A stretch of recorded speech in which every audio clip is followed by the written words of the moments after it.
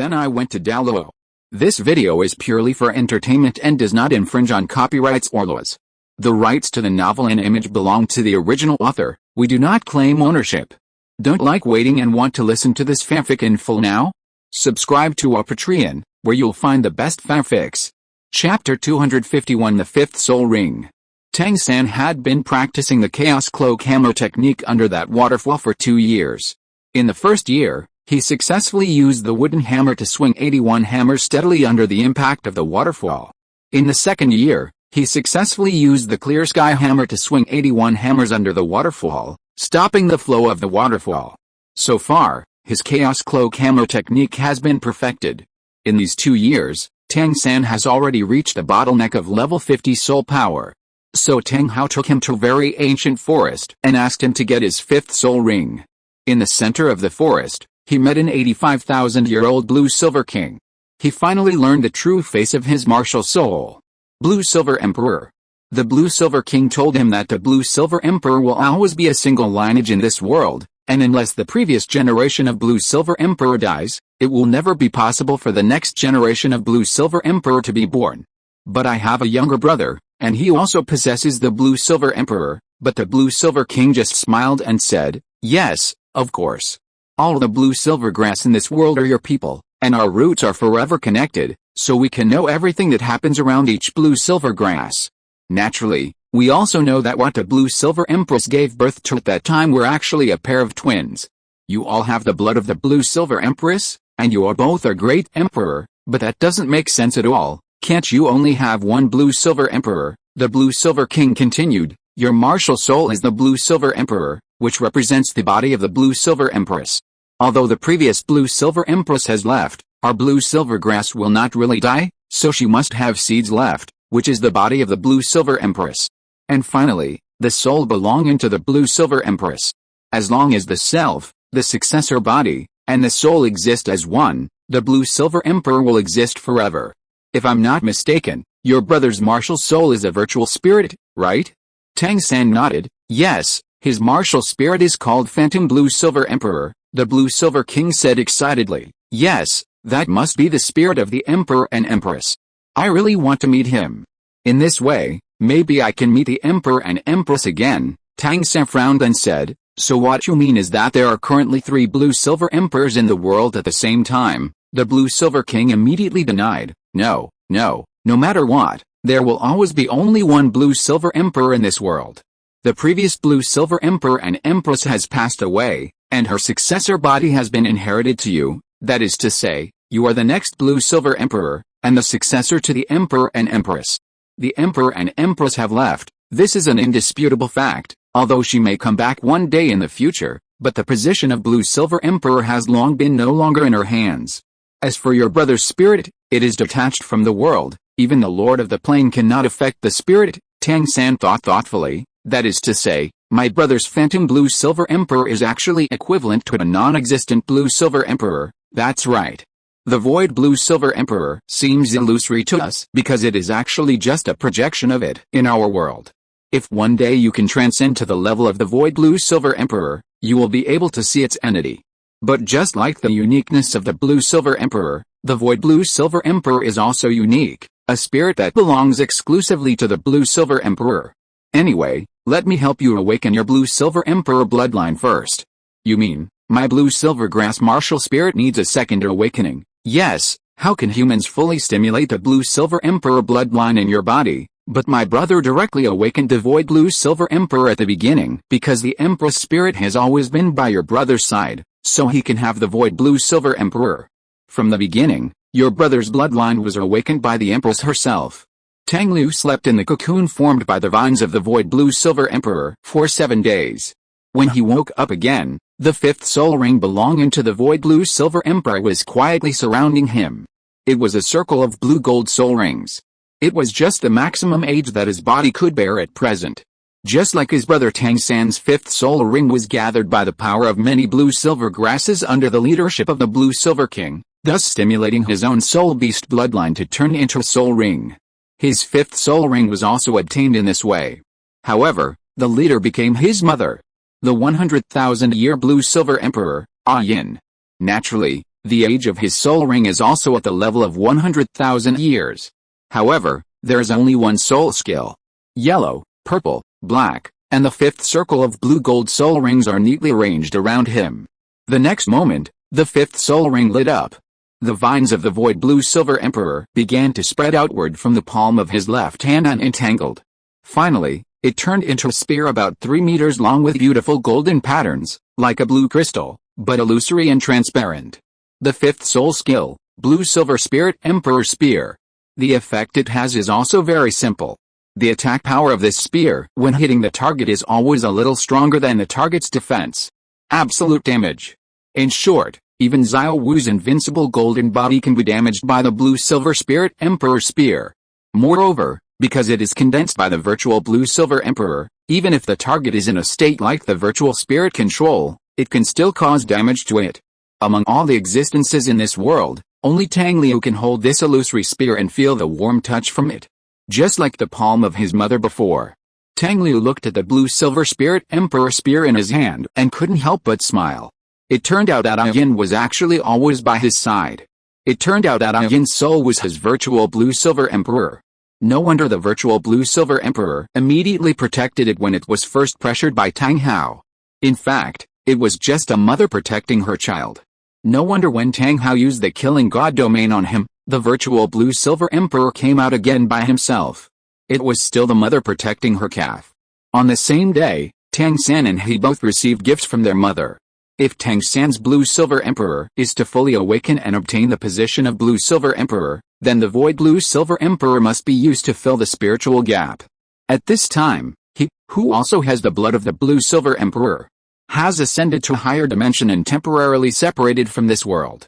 So when Tang San's Blue-Silver Emperor awakens, there will be no other Blue-Silver Emperors in this world, which will affect Tang San's awakening. Once awakened successfully, even if other Blue-Silver Emperors appear again, they can no longer change the fact that has already been determined. This is the same as in the original work, when Yin is still the Blue-Silver Emperor after resurrection. It's just that now, Yin's soul has left him, returned to her body.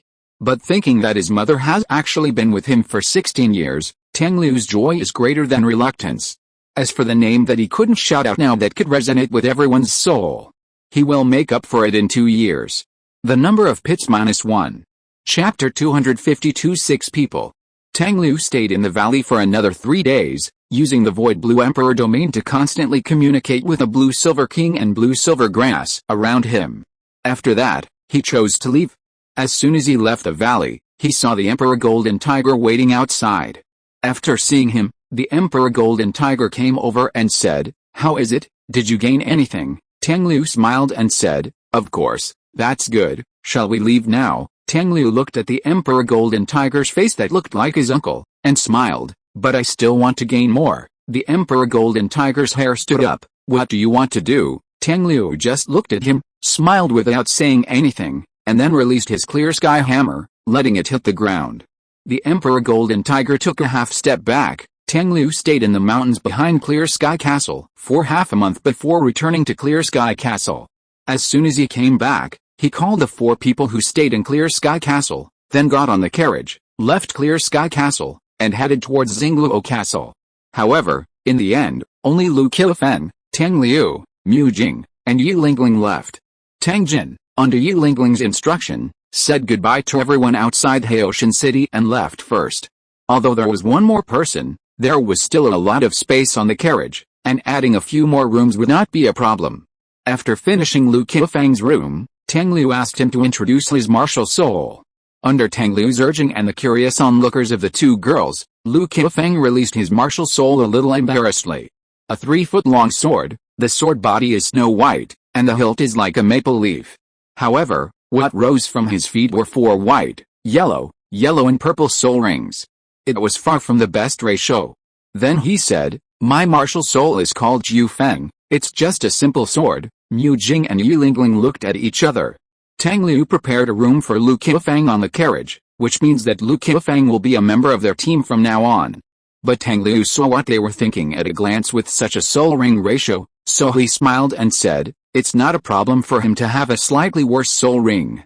Moreover, his Qifeng is not a simple sword. His martial soul was born with a pair of sword eyes, which can let him see through a person's martial soul and soul power level. Yilingling suddenly realized, no wonder you know that my martial soul is the 9-heart Begonia. Lu Qiufeng just scratched his head and didn't say anything. Tang Liu continued, in addition, his martial soul has another characteristic. He then looked at Lu Qiufeng, who was confused, and smiled, a characteristic that he himself doesn't know. The three of them were waiting to hear his explanation. But Tang Liu just walked back to his room. You will know in the future. Now, go back and practice.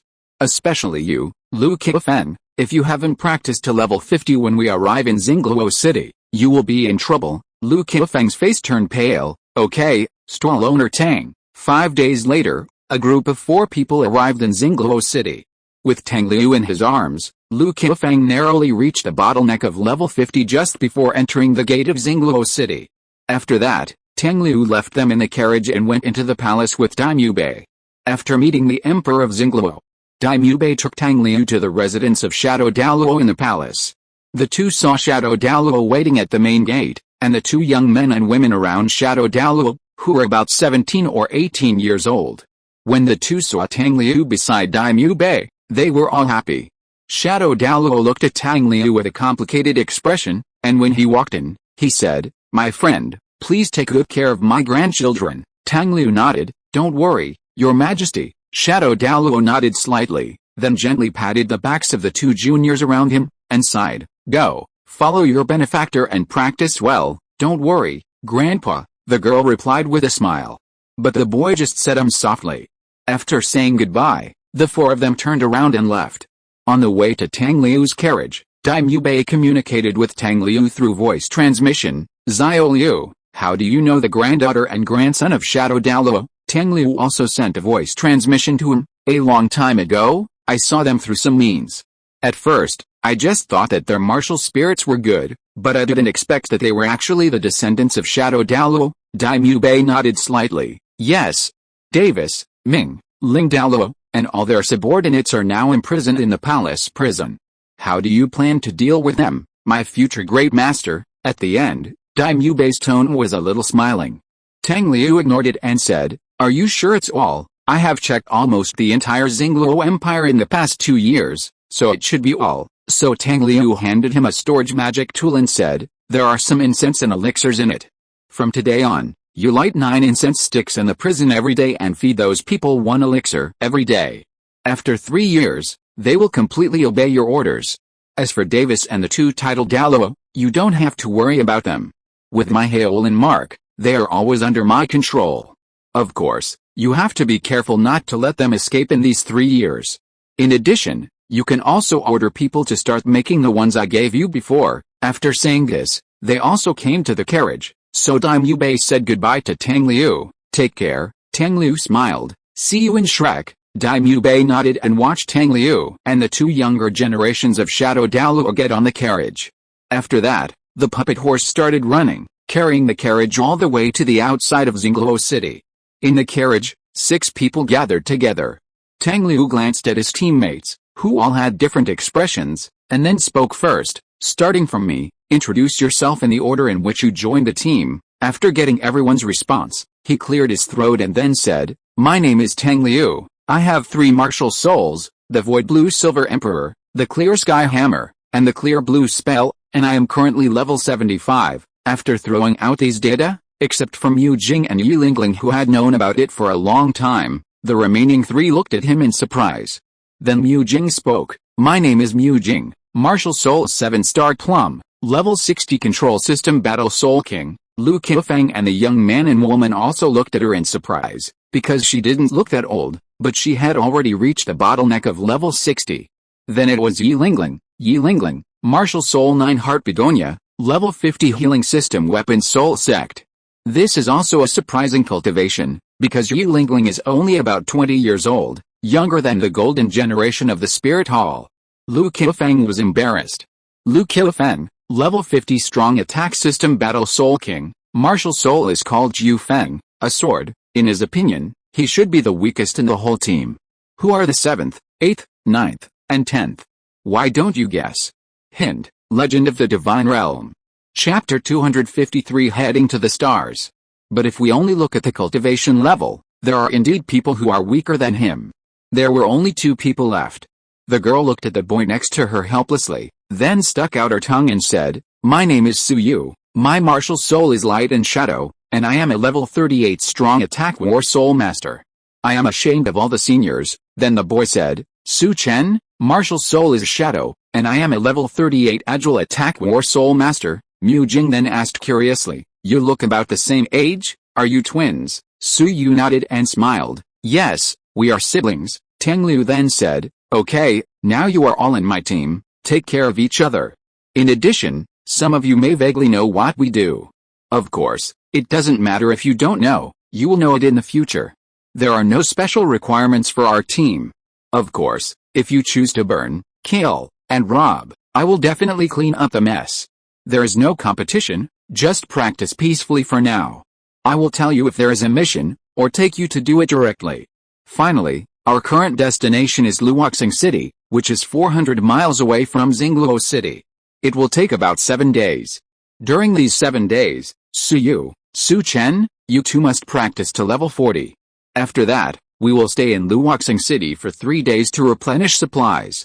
Those who lack funds can go to the soul hunting forest outside the city to earn gold soul coins.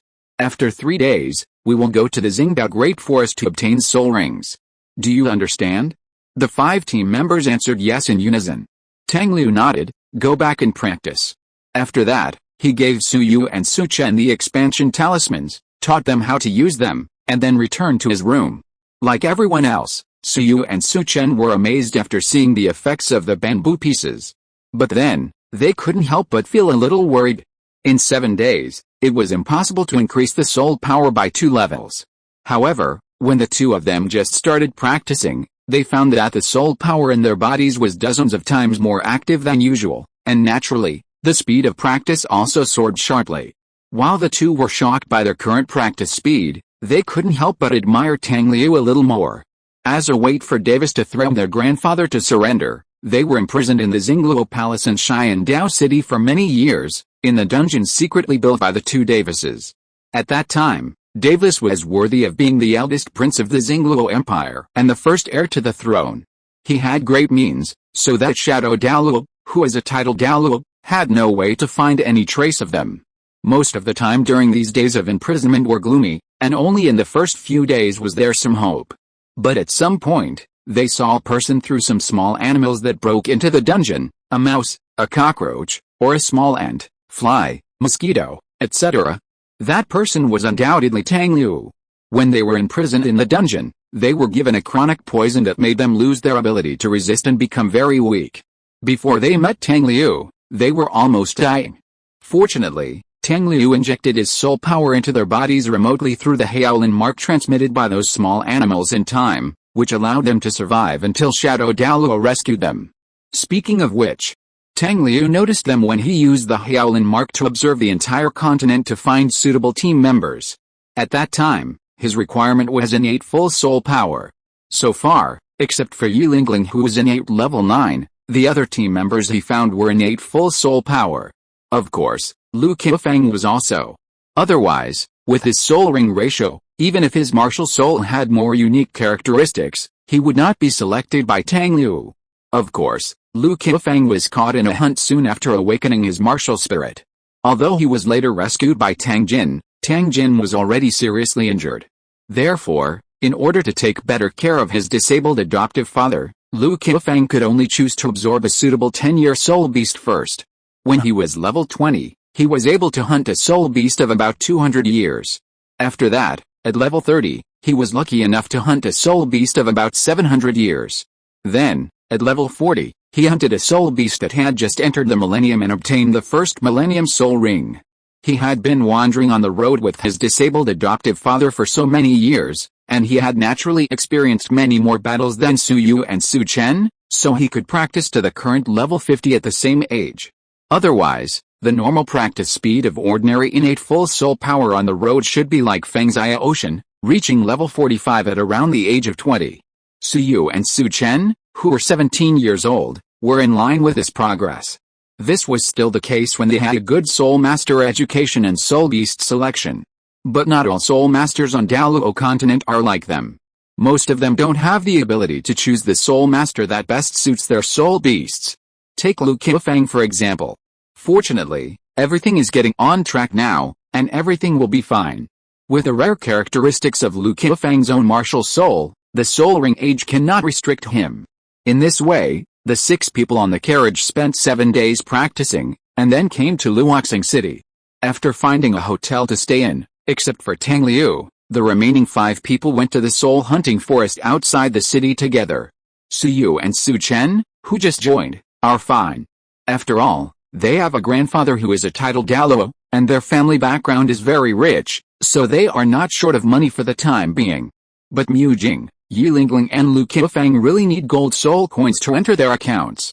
After all, they are not like Tang Liu, who can earn a lot of gold soul coins by selling some storage tools at any place.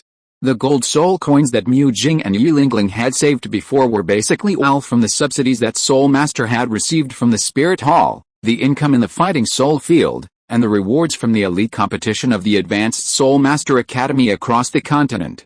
But after so long, the money was almost squandered by them, so they had to make some money quickly, otherwise their future life would be insecure. As for Lu Qiufeng, he was really poor. When he was wandering with Tang Jin before, even gold soul coins were hard to find. Living in a carriage for a long time, he needed more money. Until now, there was only a simple sleeping bag in his room, and nothing else. So, when they were in the soul hunting forest, the others intentionally or unintentionally let him take more spoils, which was also considered as care between teammates. Just like that, 3 days later, they returned to the carriage. Tang Liu did not choose to let the puppet horse pull them over because it took too much time. Instead, he chose to use teleportation. Originally, I wanted to use the original characters for the remaining 7 in the team, but after thinking about it, I still couldn't find a suitable one, so I created 3 of them myself. Of the remaining 7th, 8th, 9th and 10th persons, only 1 is original, and the remaining 3 are all original characters. Who do you think they are? Chapter 254 Meow. The feeling of being teleported away directly by Haolan is completely different from the feeling of being teleported away with a carriage. When being teleported directly, there is almost no discomfort, and you can reach your destination in the blink of an eye. But when sitting in the carriage, when the teleportation is over, an unbearable feeling of nausea quietly hits you. Except for Tang Liu, the remaining 5 people all touch their temples at the same time, as if they would faint on the ground in the next moment. It took them a while to recover. But when they came back to their senses, Tang Liu was no longer in the carriage. So, the 5 people got off the carriage one after another, and then saw the forest in front of them that was like a green ocean. Tang Liu was waiting for them at the entrance of the forest. After seeing everyone gathered, Tang Liu took back the carriage and said, Mu Jing, you lead the way in the front, Lu Qiufeng, you stand behind Mu Jing, and keep a distance of about 2 meters. Yi Lingling, you stand behind Lu Qiufeng. Su Yu and Su Chen, you stand on both sides of Yi Lingling respectively, and I will cover your retreat. Our first destination is the inner area, to obtain the 4th soul ring for Su Yu and Su Chen. During this journey, unless you encounter a soul beast that actively attacks, try not to attack those soul beasts that are not suitable for you. In addition, unless you encounter a soul beast that is more than 80,000 years old, I will not take action. This is also a test of your teamwork. Finally, when you encounter a suitable soul beast, you can only subdue it, don't kill it directly, understand? After explaining all the precautions, the group of 6 people entered the deep Xingdao Great Forest and went straight to the inner area, an area where 1,000-year soul beasts and some 10,000-year soul beasts were active. After that, the 6 people began to move horizontally. Along the way, they also encountered many soul beasts with cultivation ranging from 10 years to 1,000 years, but none of them approached them too much. After taking a look from a distance, they immediately avoided them. But after reaching the inner area, they began to encounter more and more soul beasts with extremely strong aggressiveness. After walking in the inner area for more than half an hour, they encountered no less than 5 attacks from soul beasts. Even though Tang Liu did not say it explicitly, the 5 people tacitly knocked out and threw away those soul beasts that were not very threatening, and only killed those that were very threatening. For example, the magic cat with wind and dark attributes, which if you hit the small one, the old one will definitely come. In fact, The magic cat and Su Chen's martial spirit are still very compatible. So, after knocking out and subduing the 3,000-year-old demon cat, everyone looked at Su Chen, waiting for him to make a decision. But Su Chen looked at Tang Liu, as if he wanted him to make the decision. In response, Tang Liu smiled and said, "The demon cat is indeed a little bit worse, let's look for it again."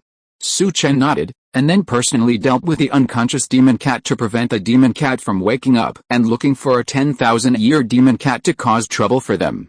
Demon cats are very fast, and 10,000-year ones are even more difficult to deal with. In addition, this place is relatively close to the mixed zone, which is easy to attract more powerful soul beasts, so it is better to eliminate the trouble forever. But perhaps, today they are really more destined to be with cats. Because not long after encountering the demon cat, they encountered another cat soul beast, and it was a kind that Tang Liu was very familiar with. The civet cat. However, compared with the source of Tang Liu's first soul ring, the 300-year civet cat, this civet cat is only the size of a house cat, and the length of its tail is the same as that of an ordinary house cat, which is much shorter than that of the 300-year civet cat. In addition, the fur color of this civet cat is black, and at the same time, there are circles of ring-shaped patterns on its tail, which presents a very dark silver color. Combining these external characteristics, plus the popular science that the master had once said, it shows that this is a 10,000-year level civet cat. However, the 10,000-year-old civet cat is rare, and most Soul Master Academies basically do not cite civet cats as an example, so the other 5 people could not recognize what kind of soul beast it was. The civet cat is not afraid of people, and is very docile when it is not provoked. Therefore, even when it saw 6 humans approaching, it did not intend to hide, and still lazily stayed where it was. But Mu Jing, the leader, did not know the temperament of civet cats, so when she saw a soul beast blocking their route and was reluctant to leave, her first reaction was to drive it away. So she controlled the water element to condense into a big water ball and smashed it on the 10,000-year-old civet cat, hoping to drive it away. The civet cat instantly became a drowned cat, and its fluffy hair stuck together, and it suddenly became skinny. Most cats do not like water, so Mu Jing was particularly desperate. The 10,000-year-old civet cat was instantly angered by her, and after a meow, its body instantly became illusory and rushed towards Mu Jing at an unimaginable speed. The master once said that in addition to the ability to become virtual, the civet cat is also very fast, and this 10,000-year-old civet cat is even more so fast that Mu Jing can't react at all. The master also said that if the civet cat gets into a person's body in the illusion and immediately removes the virtualization, the person will die miserably. Of course, Yi Lingling is here, and it is difficult for Mu Jing to die unless she is killed by a single blow. What's more, there is also a Tang Liu. Just when the 10,000-year-old civet cat was about to touch Mu Jing, Tang Liu reached out and lifted it. So He Miao was picked up by the back of his neck with a confused look on his face. For cats raised by mother cats since childhood, the back of the neck is the throat of their destiny. As long as they grab it, they will subconsciously stop moving. But this is a 10,000-year-old civet cat, and it has already had quite good wisdom, so it can naturally tell whether the guy who is pinching his throat of destiny is its mother. If not, it means there is danger. So the civet cat began to struggle, constantly raising its claws, or tilting its head, trying to attack Tang Liu. And for some reason, its ability to become virtual no longer worked, so it couldn't break free from Tang Liu's hand. Of course, with the flexibility of its body, it could still catch or bite Tang Liu. However, just when it was about to succeed, Tang Liu used a small illusion on it. In the illusion, a kitten that scratched and bit a 2-legged beast was eaten by a dragon. Then the 2-legged beast looked at it. "Are you touched, the spirit cat?" Meow. After the illusion ended, the spirit cat looked at Tang Liu and the 2 blue and red dragon heads that were looming behind Tang Liu, and gave up struggling. "Tang Liu, be good, the number of pits is reduced by 1. Chapter 255 Nether Wolf. The appearance of the 10,000-year-old civet cat was just a small episode and did not affect Tang Liu's plan. Of course, it can also be regarded as an unexpected surprise. After popularizing the civet cat to the team members, the 6 people continued to wander around in the inner area. They wandered here until night, but did not encounter a soul beast that was suitable for Su Yu and Su Chen. Since the danger level in the Xingdao Great Forest would soar after nightfall, everyone found a relatively spacious place and began to rest. Except for Tang Liu, the other 5 people took turns to keep watch. However, night is also the time when many powerful soul beasts begin to move. In the early morning, Yilingling, who is on night watch, woke everyone up, and then they discovered the movement coming from afar. Several people looked at each other, and then Su Chen turned into a black shadow, fell to the ground like a pool of liquid, and finally merged into the shadow of the ground, and quickly walked towards the place where the movement came from. This is his martial soul, Shadow, which is very similar to Shadow Douluo's shadow, but has more dark elemental power than Shadow Douluo, making his martial soul stronger and more concealed. Moreover, as a spirit master of the agility attack system, he is undoubtedly the best person to find out the situation. Not long after, Su Chen came back and brought the previous news. It's very troublesome. It's a group of nether wolves. The highest cultivation has reached 50,000 years, and the lowest is also at the level of 1,000 years. Mu Jing's eyes lit up. I think your spirit ring has been found. Su Chen was stunned, and then he also recalled what kind of innate spirit skills the nether wolf had, and there was a little joy between his eyebrows. Yilingling frowned. How many nether wolves are there? Su Chen replied. About 18 to 25. Mu Jing smiled. They can fight. Get ready. Su Chen, you two will roam around the periphery and look for opportunities to take away the right nether wolf. I will take the lead. Lu Qifeng will assist me and protect Lingling. Lingling, you can treat us when the time is right. After a simple deployment, everyone began to retreat gradually, all posing in combat postures. When pairs of green eyes appeared in front of them, the 5 people released their martial spirits at the same time. Su Chen once again merged into the darkness, while Su Yu's whole body was shining with golden light, becoming the most dazzling one in the dark forest. The light emanating from her body even illuminated the owners of the green eyes hiding in the darkness on the opposite side. They were wolves with purple hair. They all looked at the 5 people viciously, and saliva dripped from their fangs from time to time. The sudden light emitted from Su Yu made the group of nether wolves retreat temporarily, but then they approached again. So Mu Jing shouted, "Go!" The next moment, the 5 soul rings circling around her, 2 yellow, 2 purple, and 1 black, flashed one after another, and the elemental energy rushed directly to the leader of the nether wolf pack. That was the nether wolf with a cultivation base of about 50,000 years. Of course, in addition to it, there were 2 other 10,000-year-old nether wolves in this wolf pack, and Mu Jing's elemental attack also took care of them. The sudden attack made the wolf pack dodge quickly, but then they pounced on everyone. And some of the nether wolves suddenly flickered. But the next moment, the fire element controlled by Mu Jing turned into one plum blossom fire line after another, tying up all the nether wolves whose bodies began to flicker. It was Mu Jing's second soul skill, plum blossoms like flowing fire. The ghost wolf, which was bound by the plum blossoms, instantly restored its flickering body to its original state. At the same time, it was burned by the flames and rolled on the ground in panic, trying to put out the flames on its body, but failed. So, the howling sounded in the forest immediately. But not all the ghost wolves were bound by the plum blossoms. Those ghost wolves that did not use their innate soul skills did not become the target of the plum blossoms and continued to rush towards the crowd. However, at this time, Mu Jing gently waved a 7-star plum branch in her hand again, and the water element that was diffused around turned into drops of small water drops and fell down.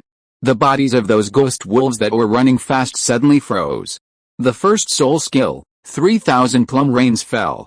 Just when these ghost wolves were controlled by Mu Jing, Su Yu next to her took action.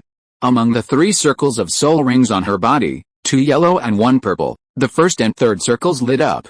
Then, her body completely disappeared in the golden light, and then she quickly rushed towards the ghost wolf opposite. The first soul skill, light and shadow body. The body turns into light, increasing speed and attack power. When the golden light came in front of the first nether wolf, it turned into thousands of golden raindrops, spreading in all directions, leaving scars on each nether wolf. The third soul skill, light and shadow dispersion. At this time, the nether wolves that were in a state of stiffness recovered, but the scars on their bodies made them scream. So after that, their eyes all fell on Mu Jing and Su Yu, who reappeared, revealing a fierce look. As the leader, the 50,000-year-old nether wolf, with a purple glow, teleported to the back of the team before everyone could react, and bit Yilingling. Wolves are also very cunning animals, and they are also very intelligent, So they naturally saw that Yilingling did not have much fighting power among the few people, so they directly chose to attack Yilingling. Of course, if it didn't have its innate soul skill of teleportation, it would be difficult to break through the defense of Mu Jing and Suyu. But now, it still successfully came behind Yilingling and launched an attack on her. However, next to Yilingling, there was Lu Qiufeng, who was always paying attention to the surroundings to prevent Yilingling from being attacked. The 4 white, yellow, and purple soul rings around Lu Qiufeng shone almost at the same time. The next moment, the Qiufeng in his right hand turned into a stream of light and merged into his body. Then, he took a step and blocked between Yilingling and the 50,000-year-old nether wolf, and then punched the big head of the nether wolf.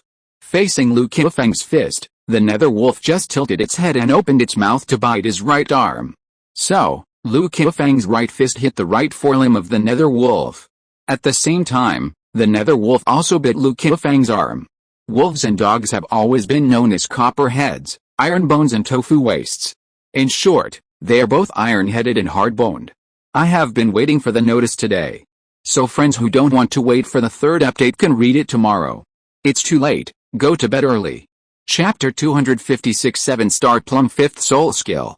However, Lu Qiufeng's punch went directly into the right forelimb of the nether wolf, piercing it through, just like a sword piercing the nether wolf's forelimb. Moreover, after the nether wolf bit Lu Qiufeng's arm, it immediately let go of its mouth and howled miserably, with blood constantly flowing from its mouth, as if its mouth was cut by a sharp weapon. The next moment, the nether wolf, the leader of more than 50,000 years, teleported away and returned to the wolf pack.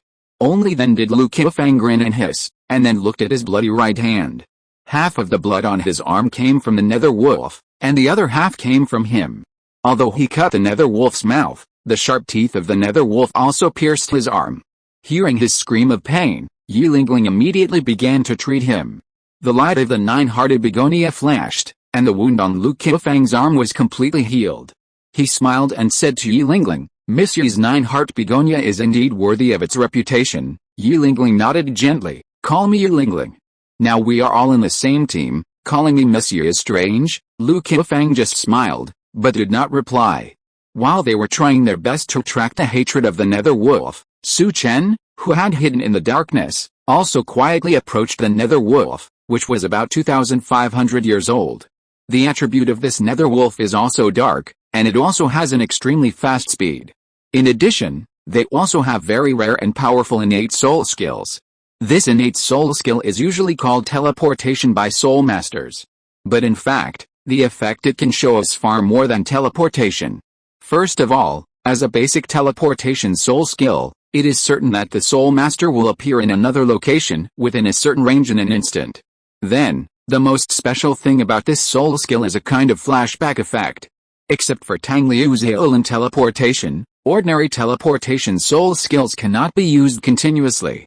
But the spirit skill of the nether wolf can make the spirit master appear in a certain place for a moment, and then immediately return to the original position. It can even make the spirit master appear in multiple places in a short period of time, and then return to the original position.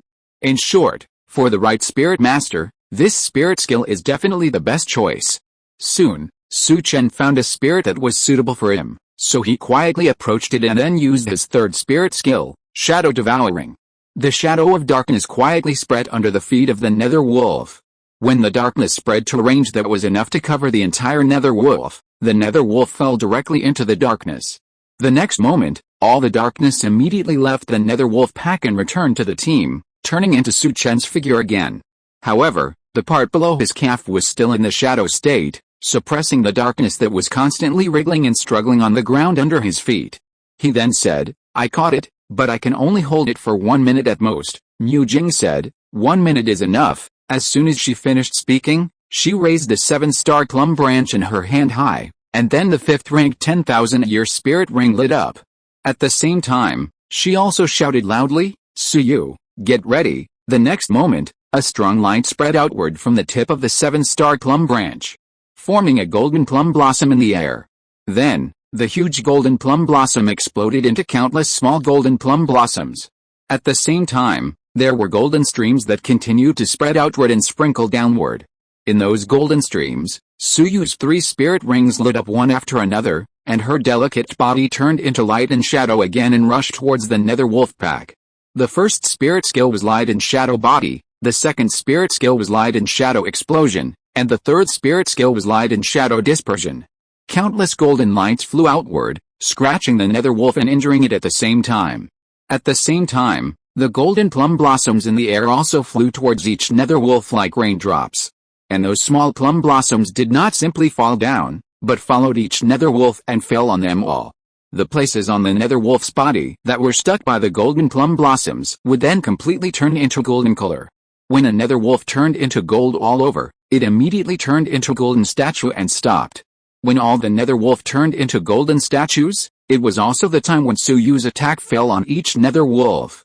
So, with the explosion of those golden lights, these golden statues also exploded. When the golden light disappeared, those nether wolf fell to the ground dying, and there was no movement for a long time until they completely lost their lives. The fifth soul skill of the 7-star plum goes to the morning light. Once those golden plum blossoms touch a person, they will begin to consume the person's soul power, and then gradually deprive the person of the ability to move, and finally turn him completely into an immobile statue. This is a very powerful group consumption and control soul skill, but the conditions for using it are also very harsh. That is, there must be a sufficiently rich light element. From the beginning of the battle to now, Mu Jing has been condensing light elements, and only now has she released a fifth soul skill. At the same time, due to the special element control ability of the 7-star plum, this soul skill can also greatly increase the soul master with the attribute of light. Therefore, Su Yu's attack almost solved all the nether wolves. Of course, there is also the reason that Mu Jing detonated the light elements on the nether wolves.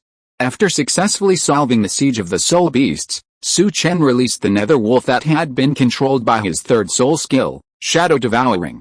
Before the nether wolf escaped, it was subdued by Tang Liu, who had been hiding his body.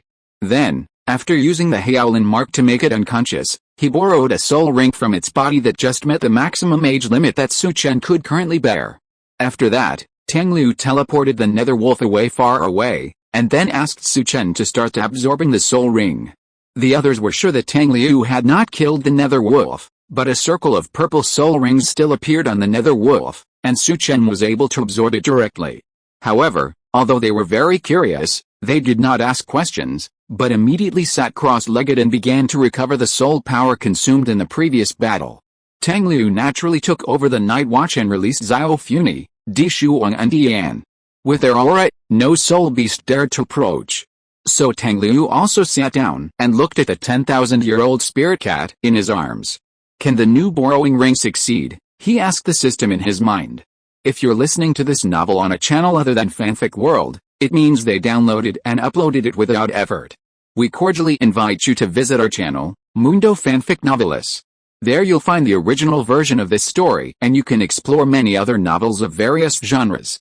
We're waiting for you to immerse yourself in a world of incredible novels. Chapter 257 Separation. The system simply answered him, according to the test results of the nether wolf just now, it is foolproof. Tang Liu nodded and placed the 10,000-year spirit cat in front of him. Then I will start. After being released, the 10,000-year spirit cat did not choose to escape, but sat on the ground obediently, gently shaking the tip of its tail and looking at Tang Liu. After that, Tang Liu released his own void spirit Blue Silver Emperor and watched the 5 circles of his first martial spirit, yellow, purple, black, blue and gold, slowly rise. Then, the first circle, and the only yellow New Year's greeting spirit ring, lit up. A void spirit Blue Silver Emperor gradually rose in front of the 10,000-year spirit cat.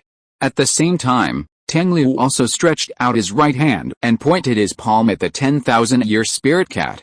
The Shaolin mark left in the 10,000-year spirit cat's body was activated by him, and the 10,000-year spirit cat's body slowly lit up with a blue-black light. The next moment, driven by the Shaolin mark, a trace of soul power of the 10,000-year spirit cat was deprived of its body, like a wisp of green smoke, and gradually condensed into a black soul ring above it. When the black soul ring was fully formed, the circle of yellow soul rings around Tang Liu flew out by itself, and then wrapped around the void Blue Silver Emperor in front of the 10,000-year spirit cat. Then, the circle of black soul rings that had just condensed was also slowly wrapped around the void spirit Blue Silver Emperor in front of the 10,000-year spirit cat. Then, the two circles of soul rings, one yellow and one black, began to merge with each other. The whole process lasted for half an hour. After that, the yellow soul ring completely disappeared and completely turned into a circle of black soul rings. The void spirit blue silver emperor dissipated with a circle of black soul rings. At the same time, the 4 soul rings on Tang Liu's body began to move up and down. Tang Liu also took a training posture at this time, and circulated the soul power in his body, as if he was absorbing a soul ring. A quarter of an hour later, a new black soul ring appeared among the 4 soul rings that were moving up and down. Another quarter of an hour later, the movement of the 5 soul rings gradually stabilized and finally stopped. Tang Liu opened his eyes again, and at the same time, a ray of light flashed in his eyes. As the first soul ring, which had become at 10,000 a year level, lit up, the vines of the void blue silver emperor instantly appeared on all the creatures within a radius of 500 meters. Tang Liu smiled with satisfaction, and then retracted his martial soul. He then looked at the innocent, weak and helpless 10,000-year spirit cat in front of him, who could only survive by acting cute, patted its head, and then sent it away with hail and teleport. The 6 people stayed in this forest for more than 10 days before they found the soul rings of Mu Jing, Lu Qiufang and Suyu. During this period, Tang Liu also found a 10,000-year demon eye demon tree, upgraded his second soul ring to the 10,000-year level, and transformed multiple single void spirit anonymity into a group void spirit anonymity. Finally, the only one who had not obtained a spirit ring was Yi Lingling. Tang Liu, who thought it was about time, led everyone to teleport to the vicinity of the group of emerald swans, and then found a 10,000-year-old emerald swan that met the spirit ring age that Yi Lingling could currently bear, borrowed a spirit ring, and let her absorb it. An hour later, Yi Lingling also obtained her first 10,000-year-old spirit ring, and from then on reached the realm of Soul King. Emerald swans are pure life attribute spirit beasts, and their innate spirit skills are all healing, so there are almost no spirit beasts more suitable for Yi Lingling than them. Obtaining a spirit ring of a 10,000-year-old emerald swan is also a quality improvement for Yi Lingling's own martial soul, the nine-hearted begonia. After everyone advanced, Tang Liu took them out of the Xingdao Great Forest and came to the nearest town outside. Yes, that was the place where Shrek Academy and Kanghu Academy had their first dispute. In the small hotel, the 6-member team had dinner together, and then they went their separate ways. Yi Lingling took Lu Qiufang to meet up with Tang Jin to complete the assessment given to Yi Lingling by Tang Liu. Of course, Lu Qiufang's assessment was to assist Yi Lingling in completing her assessment. As for Mu Jing, Suyu and Su Chen, the 3 of them also had their own assessments. But where they were going was unknown. Tang Liu, who had recovered as a person again, stayed in the small hotel for 2 months, and then entered the Xingdao Great Forest on the day when the 90,000-year-old Emerald Swan successfully entered the 100,000-year level. The Emerald Swan, which had just entered the 100,000-year level and fell into a weak period, was surrounded by other Emerald Swans in the center. But this did not prevent Tang Liu from directly obtaining a soul ring from it. Remotely controlling the Hyaolin mark in its body, affecting the soul power in its body, and soon after, a circle of blood-red soul rings appeared in front of Tang Liu. He took one last look at the emerald swans, and then left the starred-out Great Forest with a blood-red spirit ring. There is a small town in the far north. There is a tavern in the town. 2 people came to the tavern today. A middle-aged man in a ragged black robe, and a handsome young man with long blue hair. They found an inconspicuous seat in the corner of the tavern and sat down. Not long after, a waiter in black clothes and with a cold look came over and asked the 2 what they wanted. The middle-aged man replied coldly, 2 glasses of Bloody Mary. After the waiter confirmed again, he turned around and left, and then brought 2 glasses of bright red liquid. The middle-aged man took 1 cup for himself, and handed the other cup to the blue-haired young man sitting opposite him, and ordered, drink it. As soon as the voice fell, the middle-aged man drank his cup, and then looked at the young man in front of him who did not move. The young man smelled the pungent smell of the bright red liquid in his hand, frowned, and said, Dad, what is this? The middle-aged man glared at the young man and said, drink it. So the blue-haired young man endured the pungent smell and drank the full cup of bright red liquid. It was at this time that the middle-aged man spoke lightly. This is a cup of human blood. The blue-haired young man was immediately horrified. What? In an instant, he leaned over and vomited on the side. There were other people in the tavern at this time, and they were naturally particularly concerned about these 2 unfamiliar faces. Now after seeing this scene, they all laughed at it. Ha ha ha, where did this chick come from? Go home quickly, this is not the place for you, you can't even handle a glass of Bloody Mary, and you still want to get the qualification to go in. For a while, all kinds of dirty insults swept the entire tavern. Chapter 258, City of Slaughter. When the blue-haired youth finally raised his head, he saw the middle-aged man pointing at those who laughed at him and said, "Kill them." The blue-haired youth looked at him puzzled and did not act immediately. So the middle-aged man said, "This is the first lesson you will learn next, kill them." Hearing the middle-aged man's words, those who laughed at the blue-haired youth unscrupulously also quieted down. The blue-haired youth then looked at them, suppressed the disgust in his heart, and walked towards those people step by step. Those people looked at the approaching blue-haired youth, and their expressions became fierce.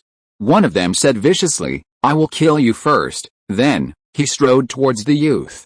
In the tavern, in addition to the middle-aged man, the blue-haired youth, and the waiter, there were a total of 23 guests.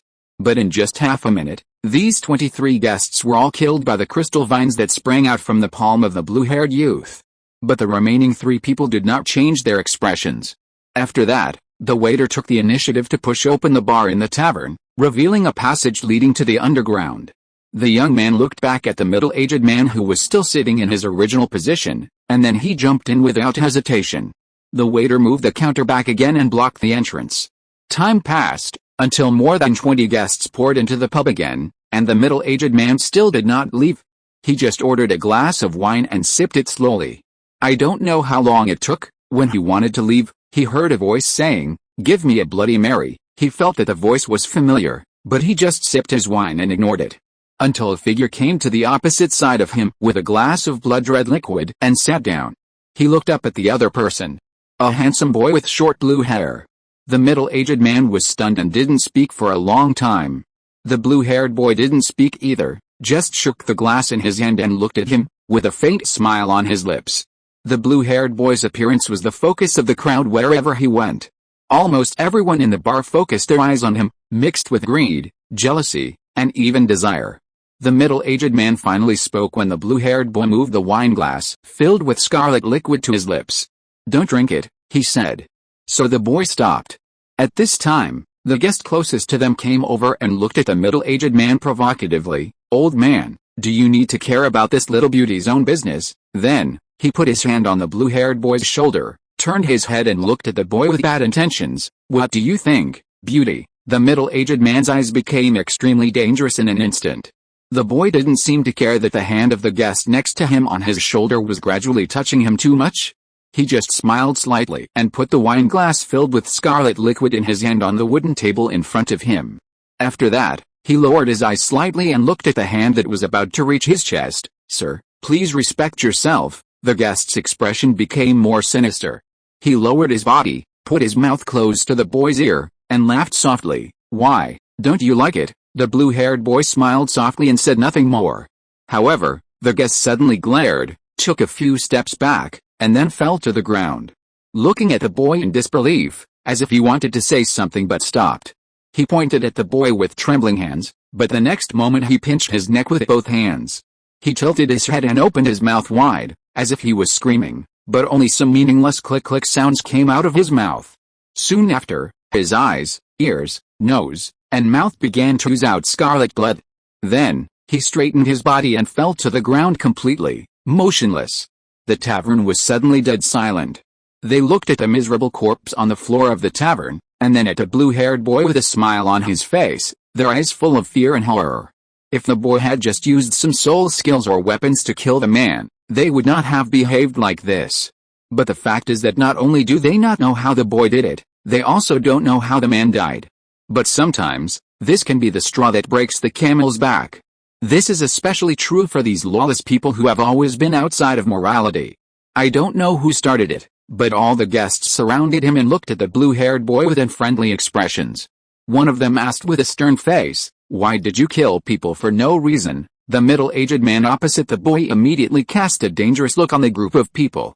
But the young man made a calming gesture to him, then supported his head with one hand, turned his head sideways, squinted his enchanting blue eyes, looked at these people, and said with a faint smile on the corner of his lips, "In my hometown, There has always been a legend. Faced with this incoherent conversation, the person who spoke first was also stunned, but then his expression became sinister, slapped his palms on the table, leaned over and looked at the young man fiercely, and said in a deep voice, "Didn't you hear what I asked you just now? That legend is called Bloody Mary." The young man still answered irrelevantly. When the man was about to get angry, the young man's voice sounded again. Legend has it that if someone lights a candle in front of a mirror at midnight, closes his eyes, and then says Bloody Mary 3 times, the moment he opens his eyes, he can see the future. The man was stunned by the young man's words, but then he wanted to get angry again. However, the boy's voice sounded again before he lost his temper. "It's just that's just a possibility. The most common situation is to see a completely rotten and horrible corpse in the mirror." The boy then turned his head back, just looking at them, and then smiled. "Do you want to try it?" The moment the boy's voice fell, he glanced at these people's left eyes, and a strange green light instantly lit up. A total of 15 guests fell into a daze. The weak candlelight was the only light here. In the dark bathroom, the smooth mirror reflected the flickering candlelight. But more places were still filled with deep and incomparable darkness. It looked like a beast from the abyss that could choose to devour people at any time. Chapter 259 Bloody Mary. Through the mirror, looking at the gauze shower curtain behind him, he could vaguely see the shadow lying in the bathtub. And the shadow's scarlet eyes. Yi woke up. He stroked his head, which was still aching, and tried to overcome the darkness in front of him, barely seeing the surrounding environment. This seemed to be a closed space. Stone walls, stone floors. But there were a lot of luxurious furniture, and many valuable paintings. Yi's brain was still a little fuzzy, but it did not prevent him from seeing the 4 people lying around him. His groggy brain controlled his now extremely heavy body to get up from the ground, and then walked over to wake up the 5 people around him one by one. 2. Wake up. 3, 4, don't lie down. 5, hurry up and get up. With his shouts and actions, the other 4 people also woke up one after another, but they all felt dizzy and heavy. They also looked around like you when he just woke up, and their expressions were a little dazed. After that, 2 looked at 1 and asked, "Where are we?" 1 felt better at this time, shook his head and said, "I don't know, but 6 to 15 weren't here." 3 asked, "Should we go find them?" 1 answered, "Of course." He looked around and said, "This place seems to be very big, let's look around here later." The other 4 nodded. But the next moment, they all looked up at a place above at the same time. Because there was a sound of something falling to the ground. The 5 people looked at each other, and then 5 said, "Could it be them?" 4 nodded, "It's possible, maybe they woke up too, but accidentally knocked something off." 1 looked around the 4 people and said, "Have you recovered a little?" The 4 nodded. 1 stood up, "Then let's go over and take a look." Then, he looked up at the place where the sound came from, and his eyes passed by the shadow of a chandelier in the middle of the ceiling. The other 4 also stood up from the ground and saw a staircase. So, 1 led the 4 people to walk over there and went up to the 2nd floor. The 2nd floor was a long corridor, and the staircase seemed to be built in the middle of the corridor. The 5 people looked around and then walked towards the direction where the sound came from. It was unknown how long the corridor was, and because of the darkness, it seemed very deep and endless.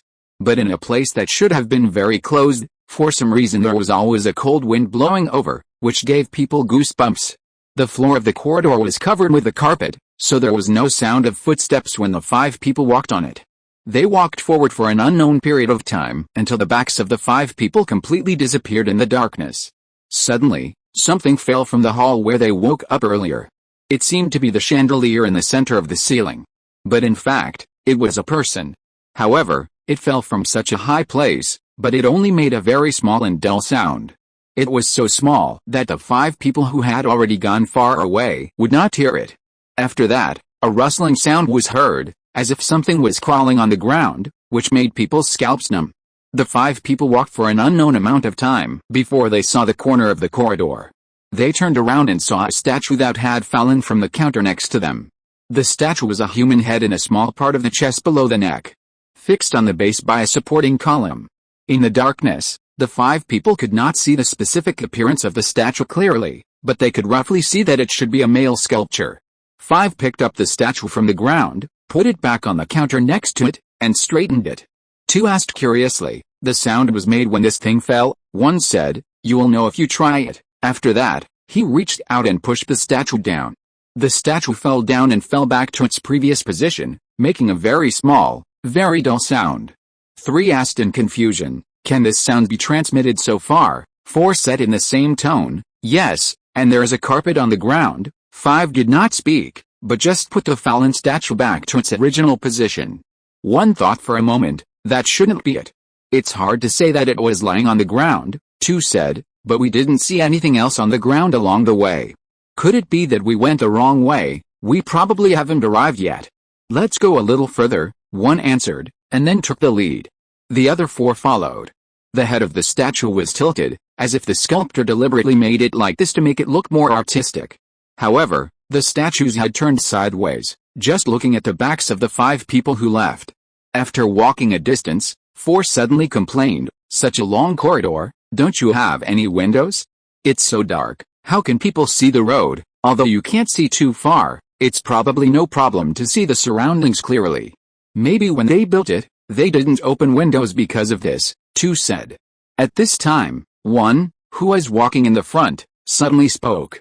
He raised his hand and pointed to the front, saying, "Look, is there a figure over there?" The 4 looked over with his hand, and after a while, they found the shadow that 1 pointed at. It was a bit far away, and it was not very clear in the darkness, but the shadow was slender and did look like a person. "It does look like them. Could it be them?" 5 said. 3 said, "We'll know if we go over and take a look." 1 took the lead and ran, then shouted loudly, "Hey, who are you?" Perhaps the corridor was really too long, and there was a faint echo. But they did not get any response, and the shadow was still standing there. As the distance gradually closed, the full picture of the shadow became clearer and clearer, and it was indeed a person. So 1 shouted again, "Who are you?" 2 shouted after him, "We are 1 to 5, who are you?" from 6 to 15, but they still did not get a response. So several people couldn't help but become confused, and they didn't shout out loud for a while. Soon, the 5 people approached, and then found that the figure was actually a complete human statue. The 5 people looked at the human statue that appeared in the darkness, and were silent. 3 was a little helpless. "Another statue, why haven't you seen anyone else for so long?" 2 said. "We didn't find the thing that made the sound either." C also spoke. Yi looked at the statue in front of him in silence, then raised his hand and touched the statue. He felt a soft touch on his fingertips. Chapter 260 Dark Room. It was some kind of soft cloth. Under the cloth was some kind of hard object. It felt a bit like stone. So Yi said in surprise, "How could someone dress a statue?" Then he heard San's voice, "Come here quickly, there is a door here." Everyone else walked towards San, only Yi was still standing in front of the statue. He looked at the head of the statue and the dark shadow there. I don't know if it was psychological or something else, but Yi always felt a little cold standing in front of this statue. It was like standing in the snow in winter. After a while, he followed the footsteps of others and walked to the door that Sam found. The other 4 had already opened the door and walked in. It was also dark inside the door, but standing in front of the door, a cold air kept blowing in his face. Yi's footsteps paused, but then he walked in. In the dark room, he could only barely see the shadows of the other 4 people. As soon as he came in, he said, "Does anyone know where this place is?" A voice answered him, "I don't know, I don't think I have ever been here." It sounded like it should be here. Then, another voice came up, "How did we get here? This one should be 4. I still have some impression, this seems to be 15's home." Right, the person who spoke should be 3. I remember too, we seem to be visiting 15's home. "We are visiting 15's home," the last voice said. After listening, everyone nodded, as if they remembered something. But then, 5's voice rang out, "No, who of you just said what I said?" 1 was stunned. Who else could it be except 2, 3, 4, etc. 2 followed closely. "It's not me." The room fell into silence for a while. Then 3's voice was heard, "It's not me either." 4 followed closely behind him. His voice seemed to tremble, "It's not me either." The room fell into silence again. Then 2 laughed and said, "What, are you kidding? 5, you said it yourself, right?" But for a long time, 5 didn't respond to him. The atmosphere was heavy, and the dead silence in the darkness seemed like an invisible hand tightening everyone's heart, not wanting the heart to continue beating. But his heart beat even faster, and he felt a constant throbbing sensation. Yi was the first one who couldn't help himself. "Woo, Why are you silent? Was it you just now? San was the closest to Wu, so he walked over, grabbed Wu's arm, and said, I'm asking you a question, what's wrong with you? But Sam still didn't get a response. In the silence, Sam vaguely heard some sound coming from Wu, so he moved closer and listened carefully. After a long time, he finally heard that it seemed to be the sound of teeth chattering. San was very confused, and he also felt inexplicably irritated and flustered, so he spoke loudly and impatiently, what's wrong with you? As he spoke, he pulled Wu's arm hard. The sudden loud noise from San startled everyone else, and Yi immediately yelled at him, why are you so startled? Do you want to scare people to death? San's sudden pull also made Wu's body tremble involuntarily, and then he panted and said in a low voice as much as possible, let's go out quickly. San, who was closest to him, naturally heard the trembling in his voice and said, why? Why do we have to go out? We haven't searched this room yet, maybe they are in this room, I don't know why. After Sam said this, Wu's body was stunned, and then he let out a long breath, and said with some lingering fear. That's right. After hearing this, Sam suddenly felt a sense of relief in his heart. That's right, don't be so startled, tell me, why did you scare us just now? Before he finished speaking, he heard Wu shouting, hey, the one over there, who are you from 6 to 15? At this time, Sam just finished saying the word we. Wu was a little stunned. What did you say just now? But he didn't get a response from San. 5 said in confusion, what's wrong? 2 spoke up at this time, who are you talking to just now? 5 was stunned for a moment and said, didn't you see that person over there? Maybe it was someone else. 1 swallowed his saliva, looked around subconsciously, and then said, everyone come over here. The other 4 did not act immediately.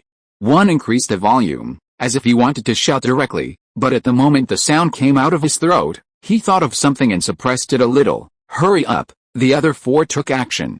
1 looked at the vague shadows around him and kept approaching him, and he breathed a sigh of relief. The few people were not far apart, and soon they leaned against each other.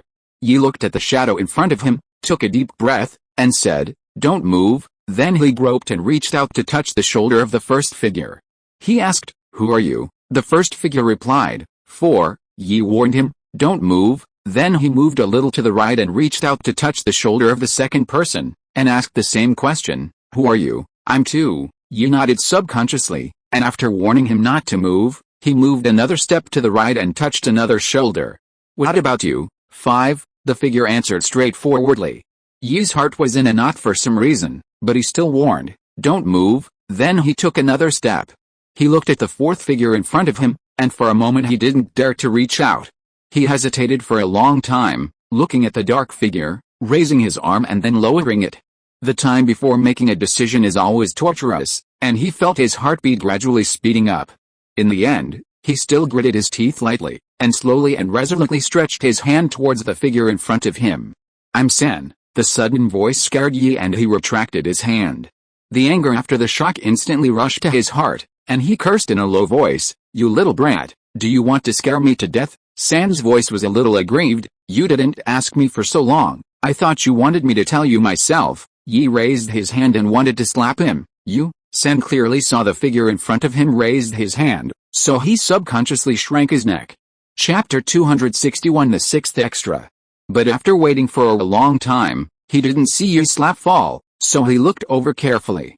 In the darkness, although he could only see a vague black shadow, he could still roughly see the outline of the person's body and movements. So, Sam saw that Yi was facing him, raising his arm high, pretending to hide him. However, his head. It should have been facing his head, but at this moment it was not facing him. Instead, it was slightly tilted and facing his left-hand side. That place where there was nothing. Thinking of Yi's sudden jamming sound and Wu's various strange behaviors before, Sam suddenly had a bad feeling. When he thought of these, he almost lost the ability to think in an instant, and only the memory of Yi and Wu's strange behaviors kept replaying in his mind. Every time it was replayed, the bad feeling would deepen, making his heart tighten and beat violently, almost jumping out of his chest. At the same time, there was an indescribable chill, starting from the spine and gradually spreading to the whole body. When the part of his heart was also assimilated by the cold, his body couldn't help but tremble slightly. He was like a mechanical puppet. His cervical vertebra seemed to have aged seriously. Every time his head turned a little, He encountered great resistance, as if it made a tooth-grinding clicking sound. Every part of his body seemed to be resisting, trying desperately to stop him from turning his head. But his eyes couldn't help but glance over first. It was just too limited, and he could only see the seemingly boundless darkness. But it was just that kind of darkness that made people's hearts tighten again, and people instinctively wanted to stay away. Finally, his head turned around, facing the darkness in the room. But there was only darkness. He breathed a sigh of relief and turned his head around. But at this moment, a pair of cold palms quietly covered his face. The touch made him cold all over again. Sam subconsciously took a step forward, broke free from the hands, and looked back fiercely, but he could not see anything except the thick darkness. His steps slowly retreated, and then he bumped into a person. He was so shocked that he immediately turned around and jumped back. But the next moment, the figure he bumped into rushed up and covered his mouth. Then Yi's voice rang in his ears, "There is a sixth person in here, go." Sam's chest was heaving violently.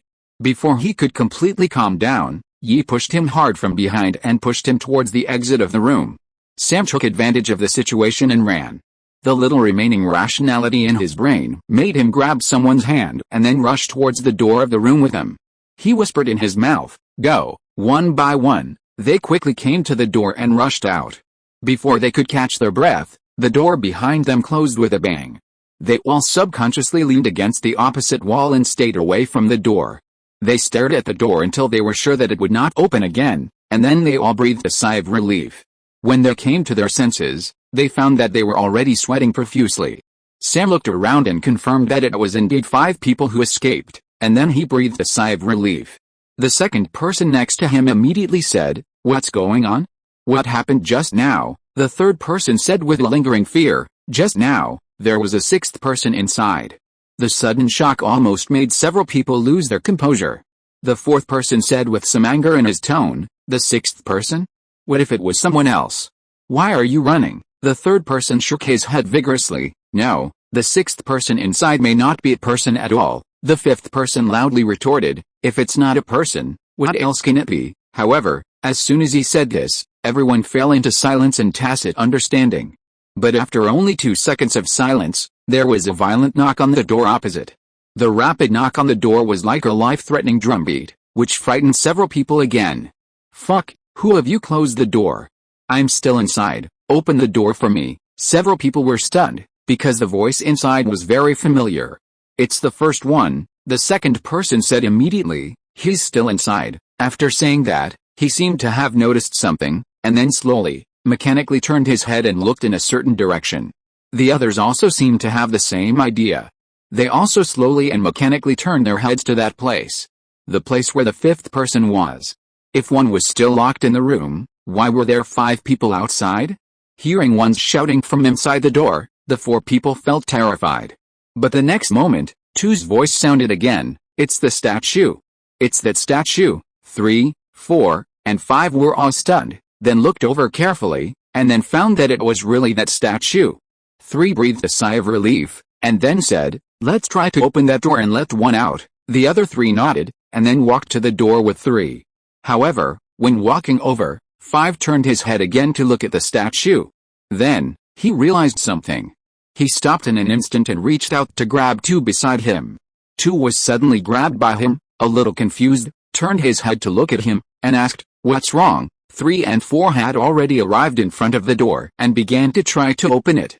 3 shouted, "1, you try to pull inside to see if it can be opened, we will push outside." Then he turned to look at 2 and 5 who were standing still, and shouted unhappily, "You 2, stop standing there like idiots, come and help."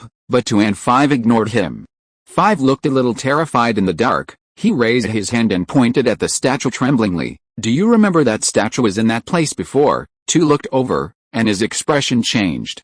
3 saw that the 2 had not responded for a long time, so he stood up immediately and scolded them loudly, "What are you 2 doing? Why don't you come and help? What is there?" At this moment, 4 stopped using his shoulder to push against the door. 3's expression also changed. They looked at the statue. The statue that should have been far away was now here. No one moved. Only one was still shouting inside the door, "Hey, are you still there?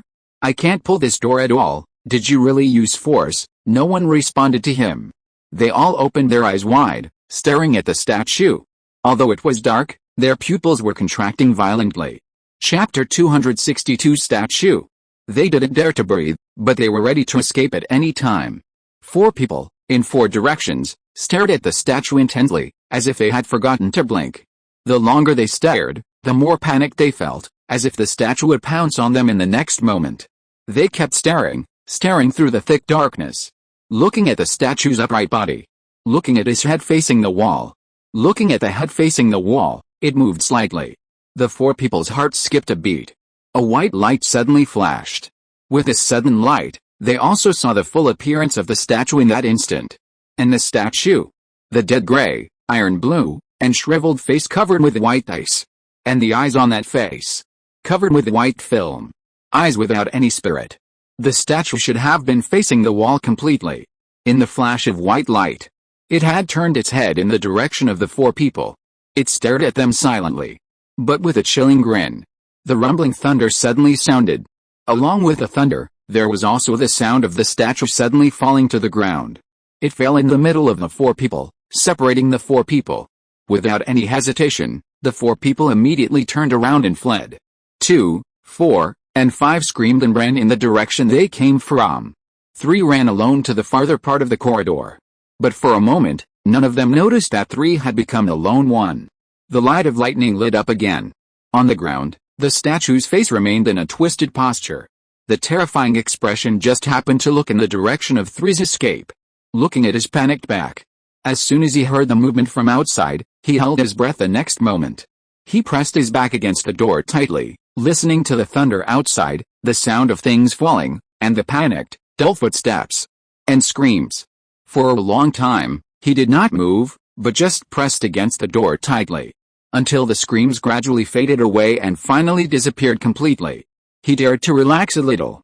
He didn't know what happened outside. But when he thought of the 6th figure he saw in here before, he couldn't help shivering. However, the 6th figure seemed to have gone out with the others and locked him in. So he should be safe for the time being. In this room, there was no other thing except him. He couldn't help but slide down the door slowly, sitting on the ground, leaning against the door, and then like a drowning man, he came back to the surface of the water, greedily, breathing in the air. Although the noisy sound outside only lasted for more than 10 seconds. But he felt like he had spent more than 10 years. Finally, his breathing gradually became stable. He also wanted to stand up again. However, just when he propped himself up a little from the ground with his hands, a rapid knock on the door sounded. It seemed that someone was in a hurry to go home. He immediately held the door tightly, almost using up all his strength. Even so, the door panel behind him was still shaking violently. It even made his back numb. He gritted his teeth, restrained his slightly trembling body, and firmly pressed against the door. The knocking continued for half a minute before it stopped. But he didn't dare to leave, fearing that the person knocking on the door would suddenly come back. He still pressed against the door tightly until another half a minute passed. He heard a rustling sound from outside the door. It was as if something was crawling on the carpet in the corridor outside the door. Only when the sound gradually faded away and could no longer be heard did he relax his body and breathe a sigh of relief. Although it was only a minute, he seemed to have exhausted all his strength. He sat slumped and leaned against the door panel for a long time without moving. He gasped for breath, and his back was almost soaked with cold sweat. Even now, his mind was still blank, and he couldn't think of anything. Only the series of experiences just now were replayed over and over again, and then cruelly reminded him of one thing. This place is not normal. There is an abnormal thing here. The clearer these 2 thoughts were in his mind, the deeper his despair became. Because in front of those abnormal things, he had no power to resist. But it shouldn't be like this. He felt that he should have forgotten a lot of things. But he couldn't remember anything. If he thought deeply, he would only feel his brain getting blanker and blanker, and in the end he still couldn't remember anything, but seemed to forget more. I don't know how long it took, he still maintained that posture, leaning against the door. Until, he heard a sound of footsteps coming from outside the door. Like a flash of light, he instantly became alert, one ear pressed against the door, holding his breath and listening to the movement outside. This time, it became clearer. It was indeed footsteps. He thought it should be someone else coming back to find him. But soon, he found something wrong. The footsteps outside were very slow. And they were not the kind of short and continuous footsteps. It was like dragging his feet forward. Listening to the footsteps, a picture appeared in his mind. A hunched-over person. It was hard to tell whether he was a man or a woman. He, or she, lowered his head, and perhaps his long hair was scattered. The person gently lifted his leg and took a step forward. After that, his hunched and shriveled body leaned forward, and at the same time, the other severely twisted and deformed leg was slowly dragged behind the front foot as the body leaned forward. This person just staggered and walked forward slowly. He immediately erased these thoughts from his mind and listened carefully to the footsteps outside. However, the more he tried not to think about it, the more real the picture in his mind became. He even couldn't help thinking, what if the owner of the footsteps outside? He stopped outside this door? Will he come in? When the footsteps walked through the door, he couldn't help it anymore, and immediately rolled and crawled away from the door completely, supporting himself on the ground with his hands, raising his upper body, just pursing his lips, staring at the door. The footsteps were still gradually moving away, and he slowly retreated, until he could no longer hear the footsteps. He felt his fingers supporting his back touch something. It broke apart immediately. He retracted his hand and turned around as if by reflex, and stepped back slightly. But he had been in the dark for a long time, so he could barely see it clearly. It seemed to be a candle. He paused, gritted his teeth, mustered up the courage to move closer, and then resolutely reached out and grabbed the object that looked like a candle. Chapter 263, The End. That was a candle. There was a candlestick stuck to the bottom. He gritted his teeth, held the candlestick and groped forward. Since there was a candlestick, there should be matches nearby. With light, his situation would no longer be so passive. Similarly, after being able to see things, being in the range of light, he could also be brave. He approached carefully, groping with only his free hand, and soon after, he came across a cabinet. He stood up, groped all the way up, and found the top drawer of the cabinet. After placing the candlestick on the top of the cabinet, he reached out to pull the drawer. He carefully pulled it out without making any sound in the process. After pulling out most of the drawer, he reached in and searched for the matchbox in the dark. Although he couldn't see it, he could still distinguish the matchbox by touch alone. Generally speaking, where there is a candlestick, there will always be items such as matches around it. Either it is placed on the top of the cabinet with a candlestick, or it is placed in the drawer closest to the top of the cabinet. So, he quickly found a square object that looked like a matchbox. When he tried to push its edge, he successfully felt a sense of movement. So he took it out, and then took a small wooden stick from it, holding the side without a bulge at the end, and then put the other end against the rough side of the edge of the matchbox, and then slid it hard. Hiss! A small spark appeared in the darkness. He used his other hand to gently cover the jumping flame, as if he was protecting the most beautiful treasure in the world, and then used it to light the candlestick on the top of the cabinet. The fire became brighter.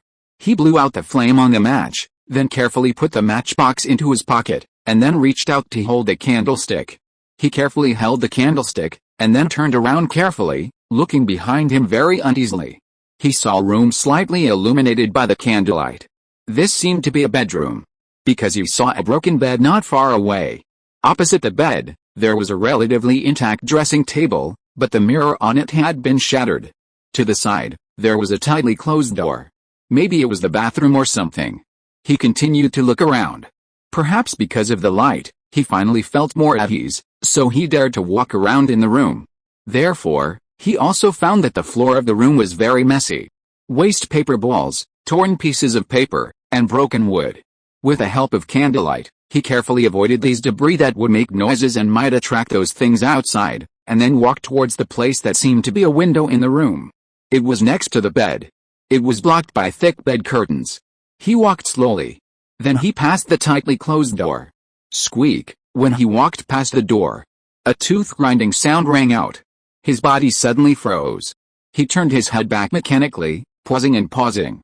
He saw the bathroom door with a palm-wide gap opened. There was darkness in the gap. Even if he had a lit candle, it seemed that he could not illuminate the inside. He suddenly turned around, took a few steps back in panic, and looked at the bathroom door with a horrified look. He suddenly remembered something. Before, others said that the fifth person outside was actually a statue. That meant that the sixth person was actually still in this room. He had always been with him. He swallowed his saliva, and his rationality was almost completely lost in his mind. But it seemed that there was always a force that maintained the last string of rationality and prevented it from breaking completely.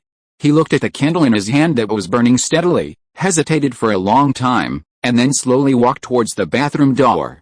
Behind him was the dressing table. His figure was reflected in the broken mirror. But it was a figure with his hands hanging down, staring at his back, his own figure. He finally came to the bathroom door, tremblingly stretched out his right hand that was not holding the candlestick, and then pushed the half-closed door completely open. Squeak! The candlelight immediately filled the dark bathroom. There was nothing inside. Only ordinary bathroom supplies. He breathed a sigh of relief and looked back.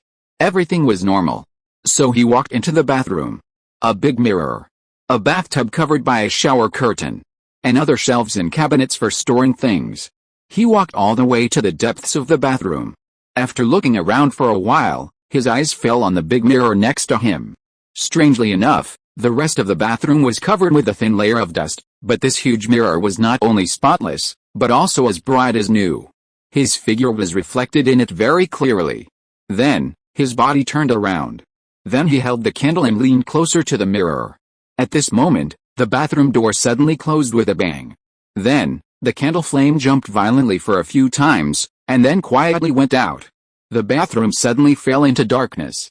He hurriedly took out a box of matches from his pocket. In a panic, the candlestick fell to the ground with a ping-pong sound. But the match was finally lit. The faint light illuminated the bathroom slightly.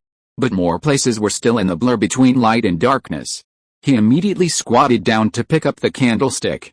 But when he squatted down, the match went out again. He quickly lit another one, and while the flame was still there, he quickly picked up the candlestick and placed it on the sink in front of the mirror. The flame went out again, as if someone had been blowing air beside him. But this time he was quick-eyed and quick-handed, and he lit another match and successfully lit the candle. However, the flame on the candle was very small. It was so small that it seemed that it would go out in the next moment. The light of the candle became very weak, illuminating only a small area around him. He gasped and his eyes fell on his frightened face in the mirror. The candlelight dimmed again. In a trance, he seemed to see something. It was like an eye with a strange blue light. It seemed like a pair of scarlet eyes. Then a name came out of his mouth. Bloody Mary. When this name was pronounced by him with a jerky accent, it seemed that everything had changed. He woke up in shock, took a half step back, his chest heaving violently, and looked at the mirror in front of him with doubt. At this time, he saw the person behind himself in the mirror. There was a shower curtain. Behind the shower curtain was a bathtub. It seemed that there was a black shadow lying inside. He looked back in doubt, but saw nothing. When he looked in the mirror again, a woman with a rotten body and blood on her body was quietly watching him. She was standing behind him. He didn't have time to make any sound. His cheeks were covered by a pair of cold hands. With fear in her eyes and fear on her face, she was dragged into the bathtub behind her. With a whoosh, the shower curtain closed. The candlelight went out. But before it went out, in the mirror, a black shadow was lying in the bathtub. I saw the messages from my friends. But it just so happened that this horrible plot, I don't know whether it is horrible or not, what do you think, ended in this book. I can only say that this is a pit. A big pit. I'll look forward to seeing you again in the future. And a piece of advice, try not to play Bloody Mary. For this kind of event, it is best to stay away from it, praying. No offense, bad luck go away, praying. P.S. The endings of the remaining people will either be released in the extra chapters or when the plot is filled. P.S. is P.S. My friends are right. When there are such big plots in the future, the author will either not charge, or will continue to update until the main drama begins, or will not charge and will continue to update until the chapter where the main drama begins and then charge. This is a formal promise. I didn't add a general. So in order to prevent you from slapping me in the face in the future, I won't PPPS, the next 2 chapters will come later. If you're listening to this novel on a channel other than Fanfic World, it means they downloaded and uploaded it without effort. We cordially invite you to visit our channel, Mundo Fanfic Novelis. There you'll find the original version of this story and you can explore many other novels of various genres. We're waiting for you to immerse yourself in a world of incredible novels. Chapter 264 Blue Silver Spiritual Emperor Spear. in the tavern. The second after Tang Liu's left eye lit up with a strange green light, the 15 guests fell to the ground at the same time. No more life. But without exception, all of them had a look of horror on their faces. It seemed that they had experienced something extremely terrifying, and then they were all scared to death. The green light in Tang Liu's left eye also disappeared. He then looked at the waiter who had a dazed look behind the bar. He smiled, and with a slight turn of his fingers, the scarlet liquid in the glass in front of him flew up by itself, condensed into small red water droplets, and then flew quickly towards the waiter. At the moment when the waiter reacted and wanted to resist, it stopped steadily in front of his brow. The waiter immediately dared not move. Tang Liu then looked at Tang Hao, who was sitting opposite him, and said with a smile, "There are no annoying guys now." Tang Hao looked at him and said, "Your brother and you have killed 2 groups of guests successively. People from the slaughter city will come out later." Tang Liu was stunned. "Does that mean someone will come to trouble us later?" Tang Hao said helplessly, "It's to trouble you." Tang Liu waved his hand. "Don't pay attention to these details, Tang Hao." Then he looked at his younger son, who was becoming more and more handsome and more troublesome in front of him, and said, "So, why don't you go in and practice?" He knew very well that Tang Liu was unlikely to enter the slaughter city, and said this more like a complaint. But not long after he finished speaking, before Tang Liu could give any response, the bar suddenly exploded. The blast instantly overturned the nearest waiter and pushed him far away. Many pieces of wood from the bar exploded and attacked the 2 of them. Tang Hao raised his hand and gently patted the table in front of him. So the rushing airwaves and broken wood were excluded and could not enter the 2 people at all. When all the broken wood fell, the 2 people also looked at the direction of the original bar at the same time. At this moment, there stood a man covered in armor. His eyes fell on Tang Liu at the first time, and then he said coldly, "Those who disrupt order will be punished." Tang Liu ignored him, but turned to look at Tang Hao opposite, and smiled. "Okay." Tang Hao turned his head, but his expression was stunned.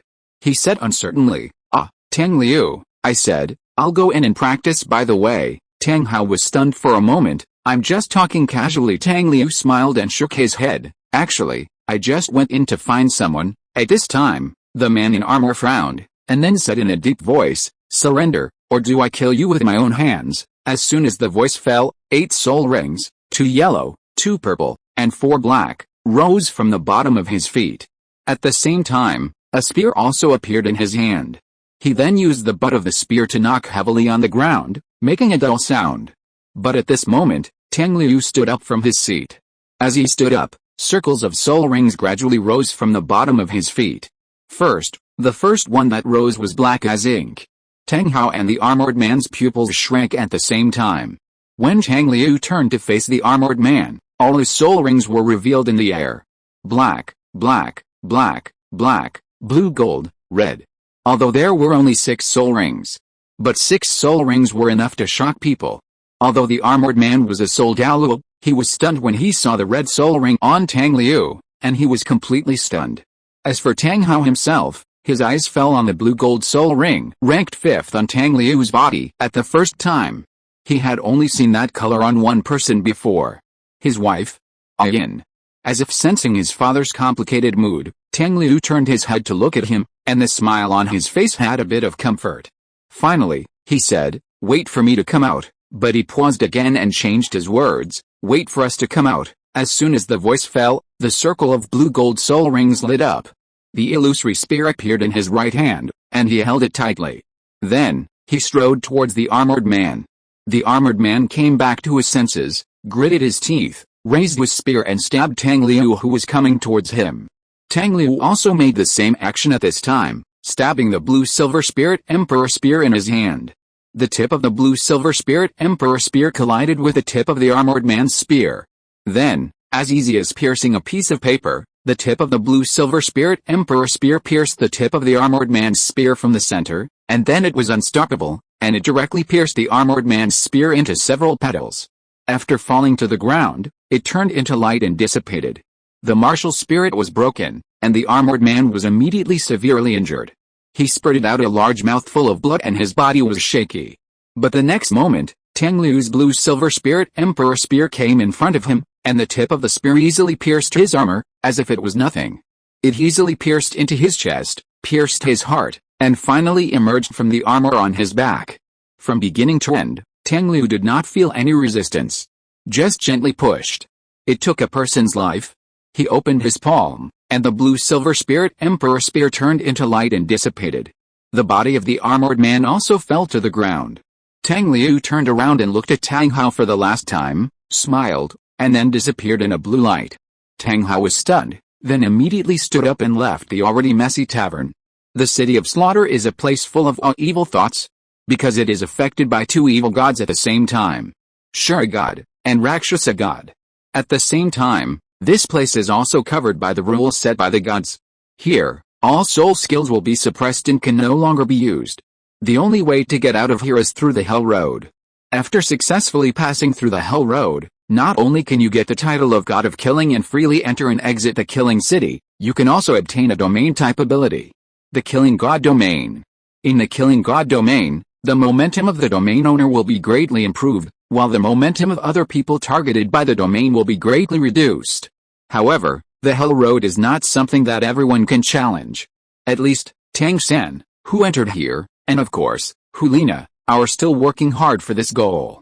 Since Tang San entered the Killing City, he has been using his Clear Sky Hammer martial spirit.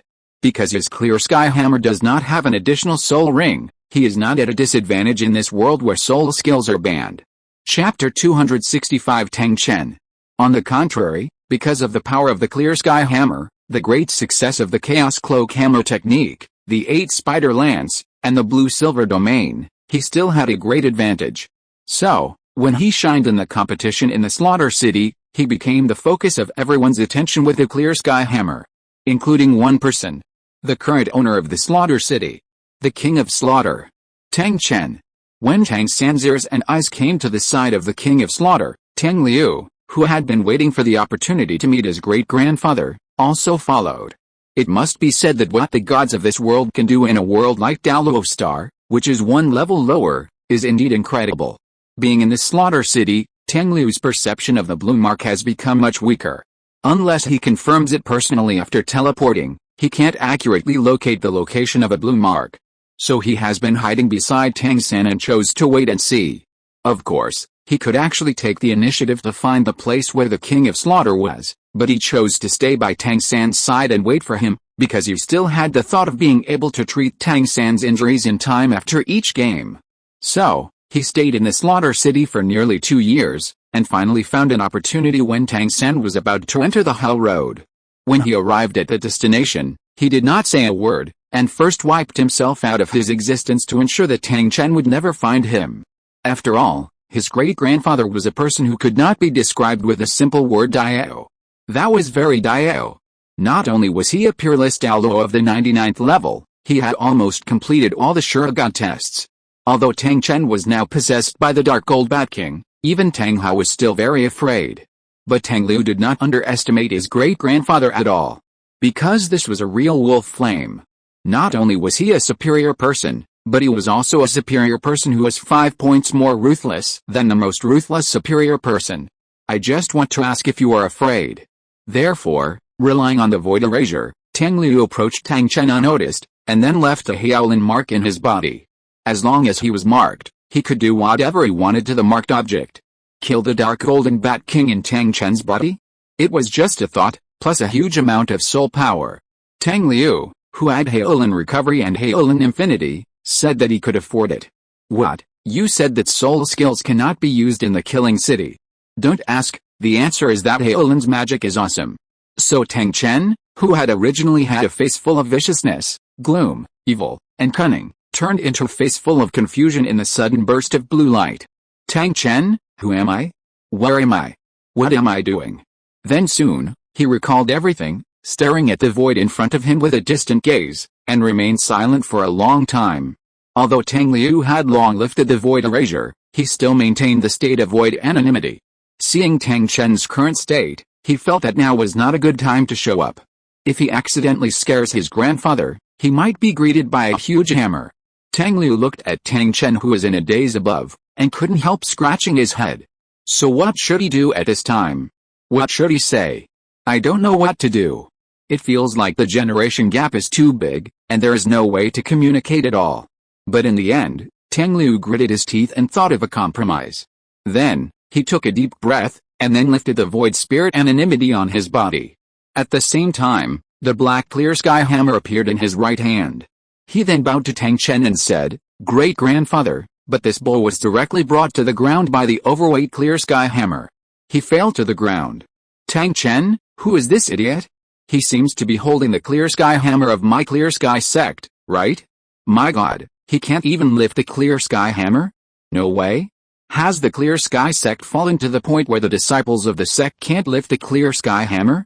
No, this is too unacceptable, otherwise I'd better pretend that I'm still controlled."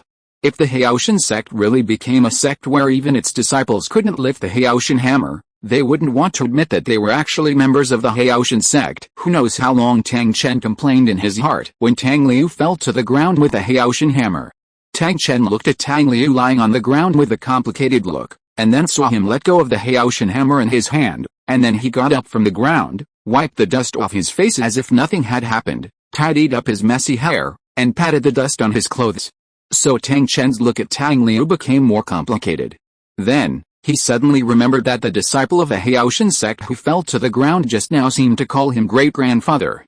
Tang Chen's eyes widened. But his first reaction was not joy. Nor did he ask whose little brat Tang Liu was. But which grandson of his had such a stupid great-grandson? So he asked directly, "Who is your dad?" Tang Liu was stunned for a moment. Oh, Tang Hao, Tang Chen? Can he say that he was not surprised at all after hearing this answer? His little grandson, except for fighting, failed in all subjects since he was a child. He was simply a complete academic loser. But, he was just a loser and stupid, and now he has made his great-grandson so stupid. How can he tolerate this? So Tang Chen stared and rolled up his sleeves. "Where is your dad? Where did he go? Maybe he hasn't beaten anyone for too long, so he urgently needs to stretch his muscles now." Tang Liu blinked. "Well, I don't know too much, great-grandfather." Tang Chen glared at him and was about to say it again. "You don't know." Then he realized WTF. He didn't see it wrong. Soul Saint. How old is he? Tang Chen flashed and came in front of Tang Liu, stretched out his hand and grabbed his arm. His eyes widened again. 10, 18? Only 18, and he's a Soul Saint. He was a bit skeptical, or unwilling to give up, so he asked, "My dear great-grandson, how old are you?" Tang Liu answered honestly, "I'm almost 19, 18. Tang Chen's eyebrows gradually brightened. "Then have you already cultivated to Soul Saint?" Tang Liu was definitely not showing off. "I was a Soul Saint 4 years ago." Tang Chen, no, he was wrong. Tang Hao was the only one who was stupid to death. His good great-grandson was the best. It really made Tang Chen proud. As expected, Tang Hao's bastard grandson was useless. It's better to find a time to give him a good beating. So he looked at Tang Liu with a loving face. "Tell great-grandfather, where is your dad?" Tang Liu. Small theater. Tang Liu. Dad, I really didn't mean it." Tang Hao, pressing his butt and hissing, "Do you want to try it too?" Dark face and sneer. Tang Chen, sharp eyes. Hauer, what did you just say?" Waving the golden bamboo stick in his hand. "Is the fried bamboo shoots and pork not very delicious?" Tang Hao, feeling a dull pain. Tang Liu, suppressing laughter. Ho ha ho ho ho ha ho ha. Chapter 266 Yuxuan. Tang Hao, who was standing outside the Hell Road, suddenly sneezed. Tang Liu looked at the smiling great-grandfather in front of him with a tangled expression, and then said without hesitation, "I think he should be outside the Hell Road now." Tang Chen's eyes lit up. "Okay, dear great-grandson, wait for me here for a while." Tang Liu just nodded, and found that Tang Chen in front of him had flashed and disappeared. So Tang Liu put his hands together. "I hope my dad is okay." The system suddenly interrupted. "You are talking about the Old Hope Project as soon as you open your mouth." "Shut up." After Tang San and Hulina crossed the Hell Road together, they went their separate ways. Not long after that, Tang San met Tang Hao, who came to pick him up. Then he looked at Tang Hao, who was bruised and swollen. To be honest, if Tang Liu hadn't been standing next to Tang Hao with a smile, I'm afraid he would immediately ask Tang Hao who gave him this face. Now, Tang Liu released his virtual spirit Blue Silver Emperor Martial Spirit, and the 6 spirit rings around him also surprised him. At this moment, the red soul ring at the end of the list was still glowing, indicating that Tang Liu was using this 100,000-year soul skill. A section of the void Blue Silver Emperor's vine was also wrapped around Tang Hao's left arm. It was also because of this section of the void blue silver emperor's vine that Tang San discovered that the bruises on Tang Hao's face were rapidly disappearing. However, judging by the speed at which the bruises were disappearing, how badly did Tang Hao have to be beaten before? Tang Hao didn't pay attention to the complicated look of his eldest son in front of him, or the laughter of his youngest son who had almost witnessed the whole process. Of course, he might have paid attention to it, and then he was beaten again. He simply said, "Success." Tang San nodded, then released his clear sky hammer, showing him the white pattern on it. "I got the killing god domain." Tang Hao nodded slightly, then turned around and left first, saying, "Then follow me." Tang Liu smiled and walked to Tang San's side, patted his back, which was still full of murderous aura, and then shouted at Tang Hao's back, "It's so troublesome to walk, can't we just teleport there?" Tang Hao was shocked and immediately turned around and made an irking hand gesture to Tang Liu. Wait a minute, but it was too late. Tang Liu had already started the blue teleport with a smile. With a flash of blue light, the three people's location changed from the mountains to a mansion in a city that looked extremely grand and elegant. Tang Liu looked at the two words Yuxun on the main door of the building, then glanced at Tang Hao, whose face was bruised, and said with a playful smile, "You're welcome." The old father raised his iron fist and put it down again, and finally gritted his teeth and restrained himself. Because someone in Yuxun had noticed their sudden appearance and began to walk towards them. The first were the two young men closest to the gate. They walked over and raised their hands to stop the three people without any expression. One of them said calmly, "Sorry, Yuxun does not accept people with unkempt clothes." Among the three, the only one with unkempt clothes was Tang Hao. Naturally, the young man said this to Tang Hao. For Tang San, who is a bit stubborn in some aspects, this sentence violated his taboo. In addition, Tang San had just come out of the slaughter city not long ago, and the murderous aura and blood on his body were also a bit stronger. In this situation, it was naturally difficult to restrain himself. So he took a step forward and released a murderous aura on his body to the two young men without reservation. He said coldly, "Get out of the way." The two young men had never encountered such a strong and fierce murderous aura since they were born. They immediately retreated several steps and looked at Tang San with horror. At this time, Tang Liu's hand flashed with blue light and waved at Tang Hao from a distance. Then the blue light circled around Tang Hao several times, changing his tattered clothes into a slim-fitting dress. Now Tang Hao looked a little more energetic. That's right, the messy hair and bruised cheeks looked a little out of place. Tang Liu couldn't help but smiled again, then looked at the two young men. "Is it okay now?" Of course, the two young men who were not even soul masters were frightened by Tang San's murderous aura and didn't dare to stop him, so they nodded quickly. Tang Hao glared at Tang Liu, then took the lead in walking into Yuxun. Tang San and Tang Liu followed. When the three people's backs disappeared, one of the young men quickly ran to the back of Yuxun. So, when Tang San and Tang Liu followed Tang Hao to the main hall of Yuxun, they saw a middle-aged man in purple waiting there, looking at them in a serious state. Then he saw Tang Liu following behind Tang Hao. Suddenly, his guarded look disappeared. He came over with a somewhat surprised expression and said to Tang Liu, "Young master." Tang Liu smiled and nodded. "It's me." The middle-aged man smiled. "I haven't seen you for so many years. You have become more and more handsome." Tang Liu, be direct. If you want to say that I have finally grown taller, just say it directly. The middle-aged man, he coughed twice in embarrassment, and then asked, "Who are these two?" Tang Liu replied, "My father and my brother." The middle-aged man's expression changed slightly, and his eyes when looking at Tang Hao and Tang San also changed a little. Then he respectfully stepped aside and said, "Please come in. I will go and call my wife." Tang Hao looked at Tang Liu behind him in surprise, and then followed the middle-aged man into the main hall and was invited to the main seat by him. After bowing, he took his leave and walked up the stairs on the side. Not long after, he came down with a graceful and beautiful woman. The beautiful woman looked a little anxious and happy. When she saw the three people sitting downstairs, her face was filled with joy. She quickened her pace and walked straight towards Tang Hao. When Tang Hao saw the beautiful woman, he stood up and watched her throw herself into his arms. Then he said with a difficult voice, "Long time no see, Yuhua." The beautiful woman lost her previous elegance and cried in Tang Hao's arms. Tang Hao just patted her back gently without saying anything. Then, the beautiful woman stood up and looked at Tang Hao's face with tears in her eyes. Her voice still had a hint of crying. "What happened to your face? Who hit you?" Tang Hao's face froze and he stammered and couldn't speak. When the beautiful woman hugged Tang Hao, Tang San stood up and looked at the beautiful woman without saying anything. But after hearing this, he couldn't help but want to walk over. I thought the subscription was stable when it dropped before, but it was stable until today and it started to drop again. CAC. In addition, the decision made yesterday, there will be 3 updates a day from today to September 6th. The first 2 will be charged in order to ensure full attendance, and the last one will be free. It should be free if it is sent in the form of a work review, right, as compensation for the previous chapters, which I don't know whether they were scary or not. Chapter 267 Goodbye.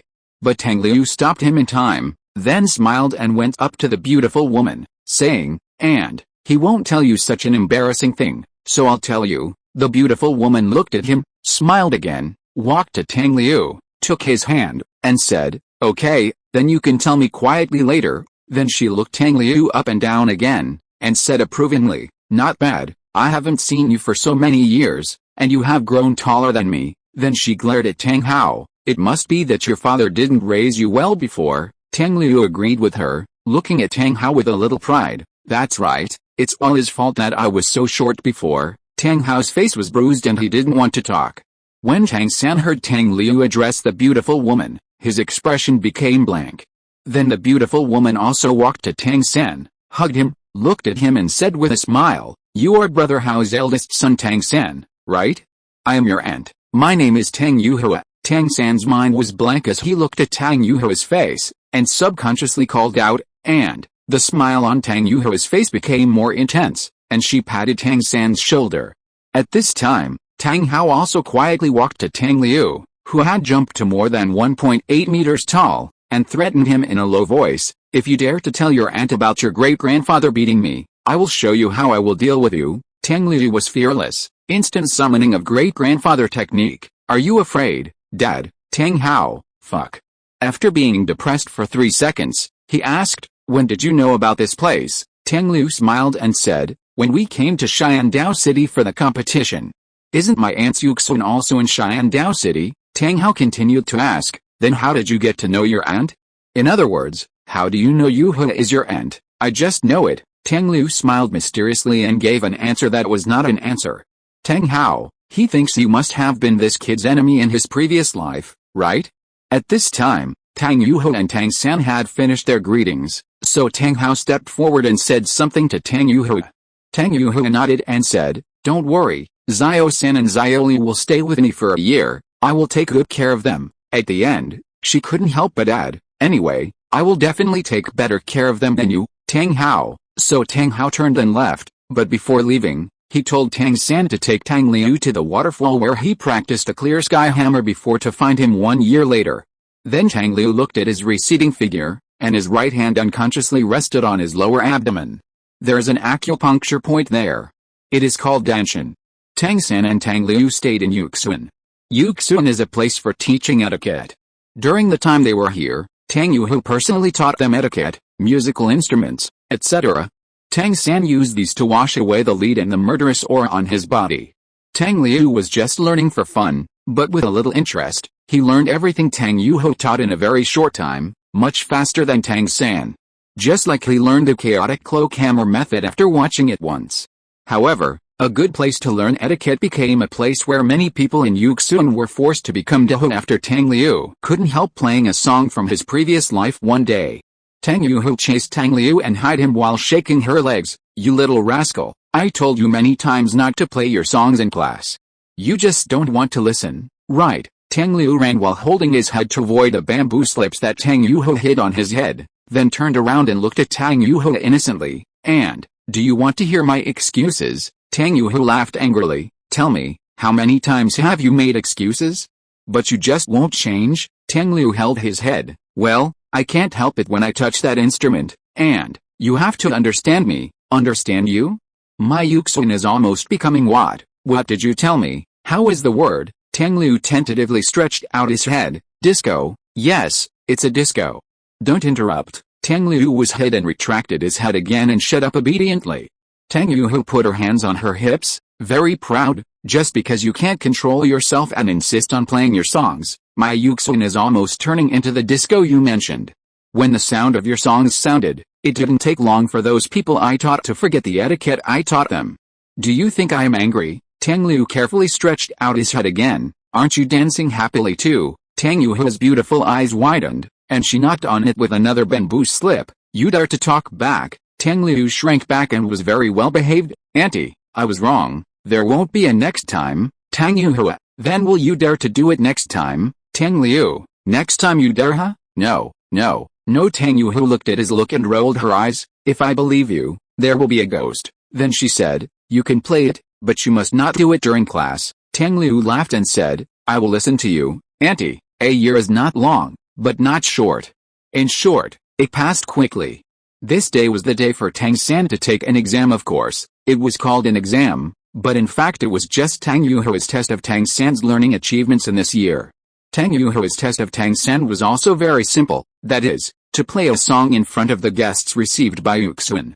With Tang San's learning ability, this test was a piece of cake.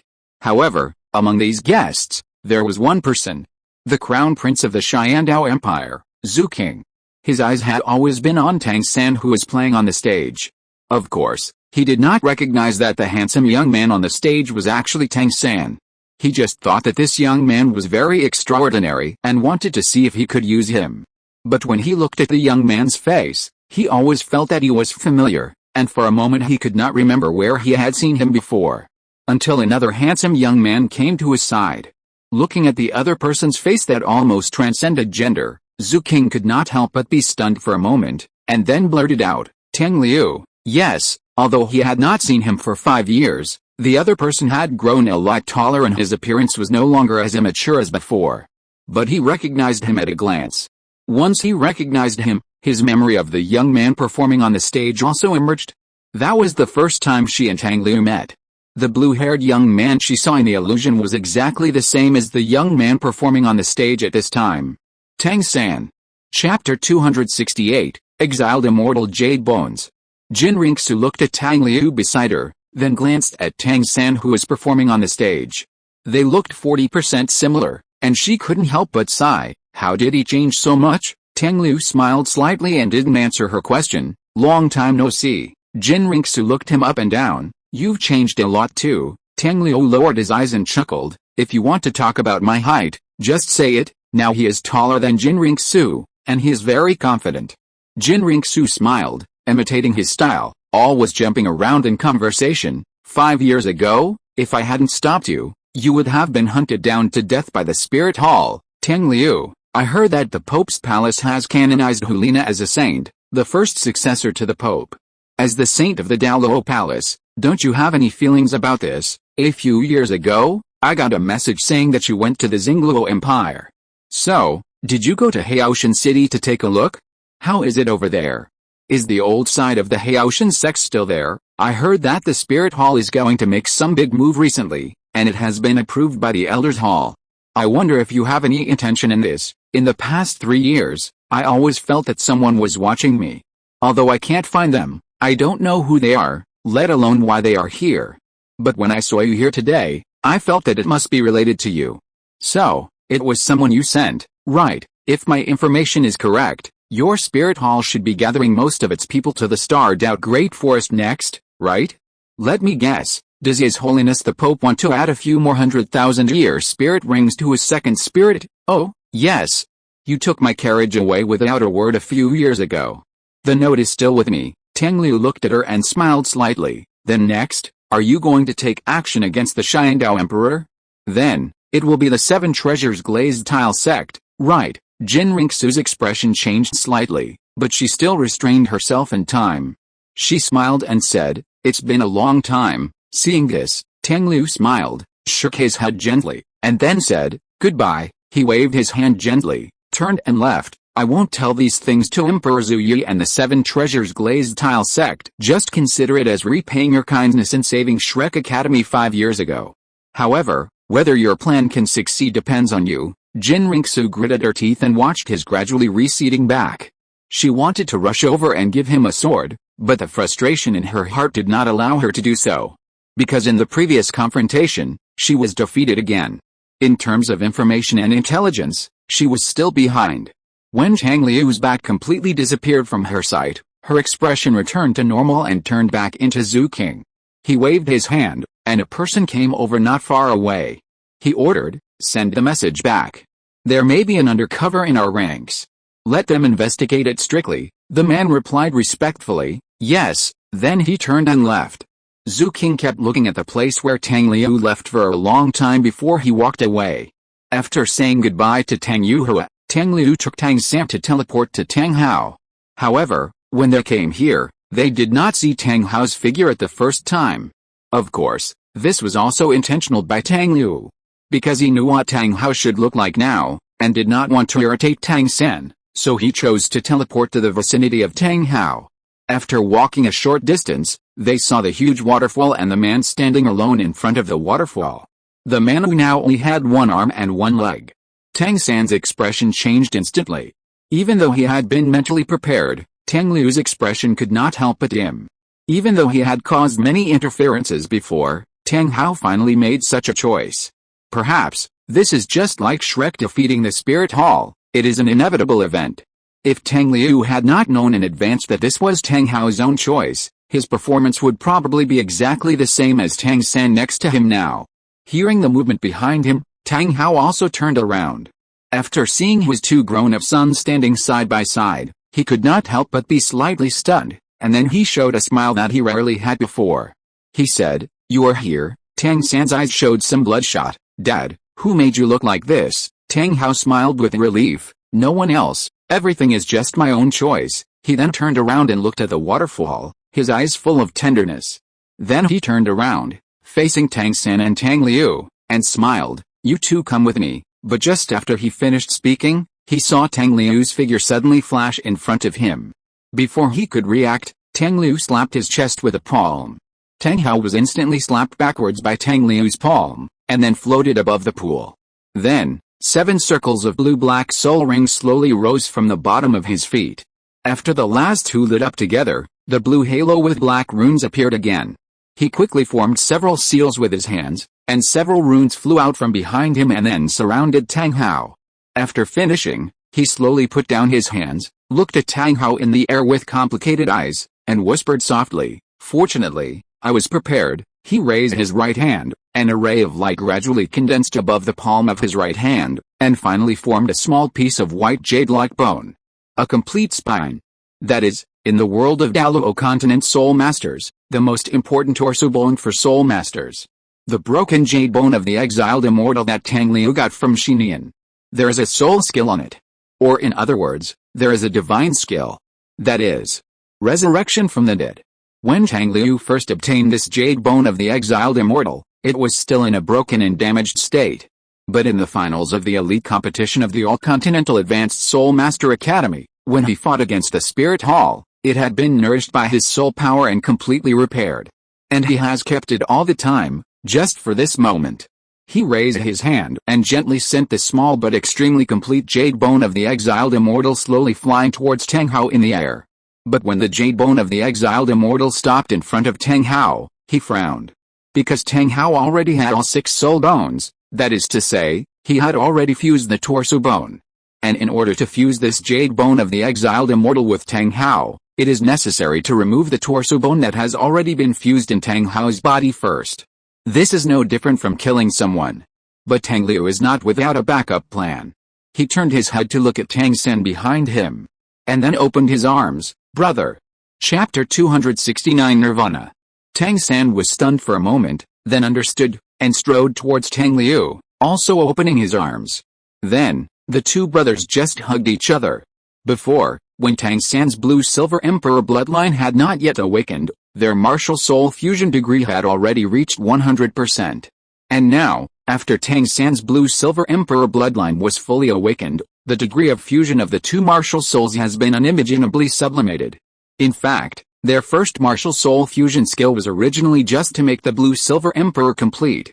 It was said before that when their first martial soul fusion skill was led by Tang San, it was an extremely powerful offensive spirit skill.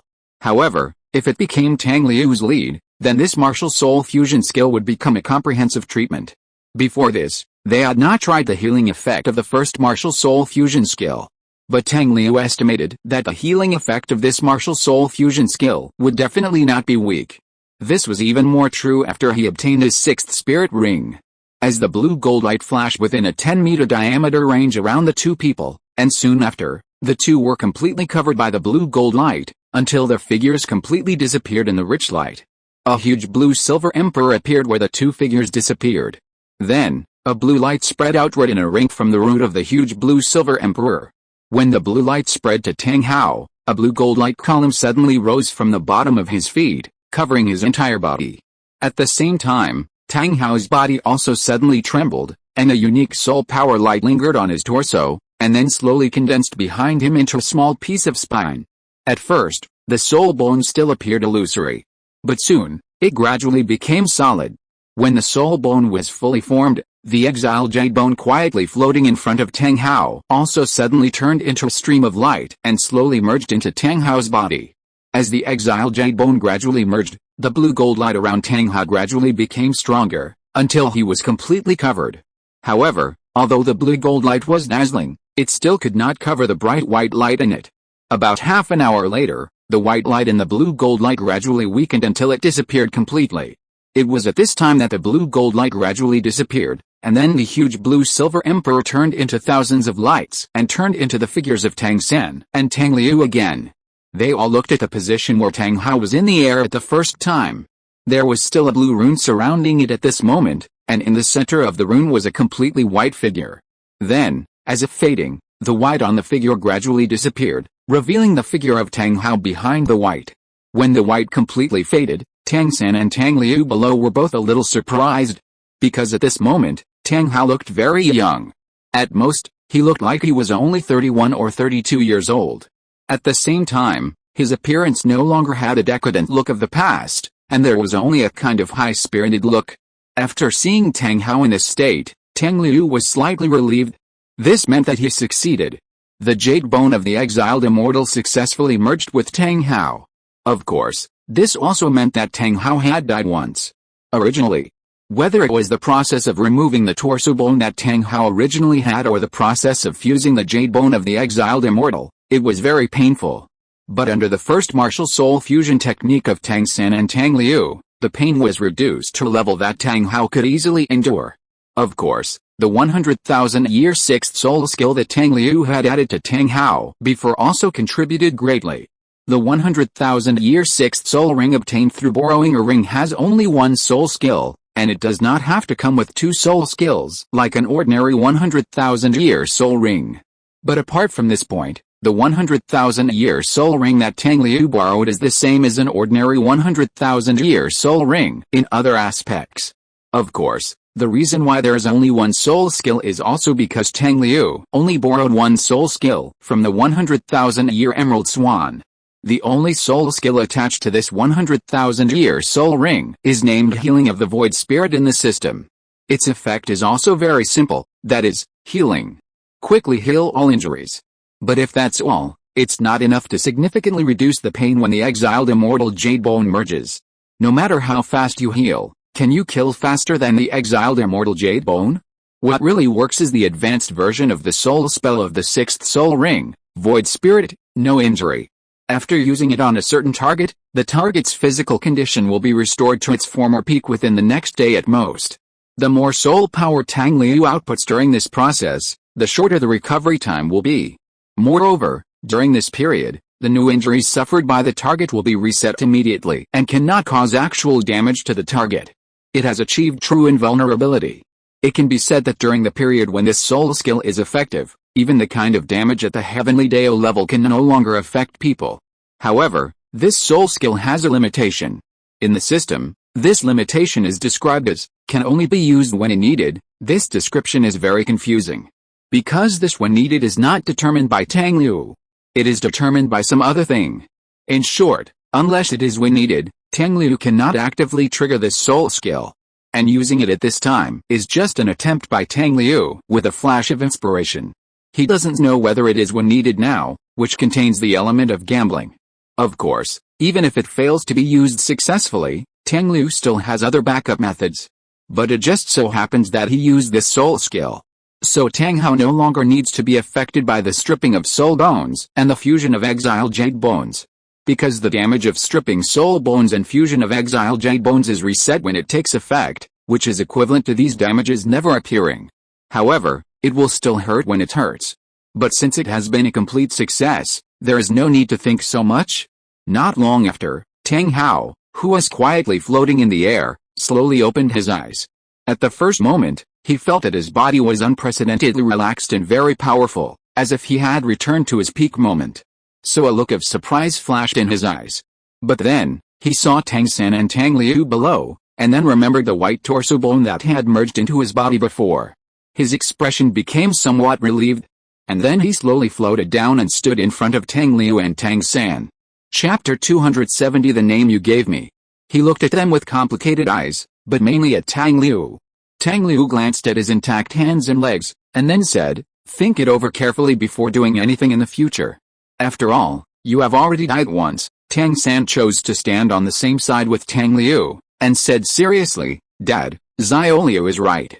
Even if you don't consider yourself, please consider us." Tang Hao looked at the other two brothers who were both serious, raised his head and sighed, but finally smiled and said, "Okay, I'll listen to you." Then he turned around again and walked towards the waterfall. "Come with me." Then, he saw the reflection in the water. He looked at the young figure under the water, and was stunned for a moment, as if he didn't know the person in it, and his eyes seemed very unfamiliar for a moment. But in the end, he just shook his head, tapped the ground with his toes, and flew towards the waterfall. Then, the huge clear sky hammer appeared in an instant, and he held it firmly in his hand. Then, he swung the clear sky hammer in one hand and hit the waterfall in front of him. Black light lingered, and the waterfall instantly reversed. His expression was dazed for a moment again. Feeling the power reaching its peak again, he always felt strange and distant. But at this time, his body subconsciously turned in the air, and then swung the hammer again. Like flowing clouds and water.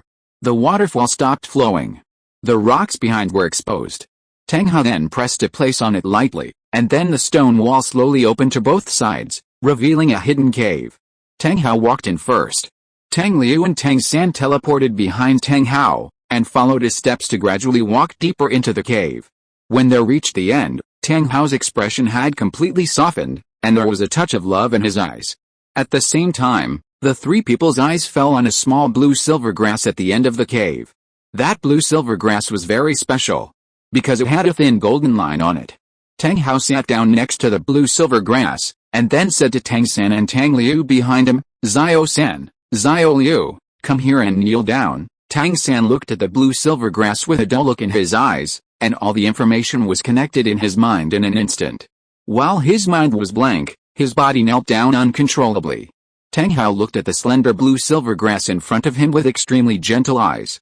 Just as he was about to say something, he saw a figure walking over and coming to the front of the blue silver grass.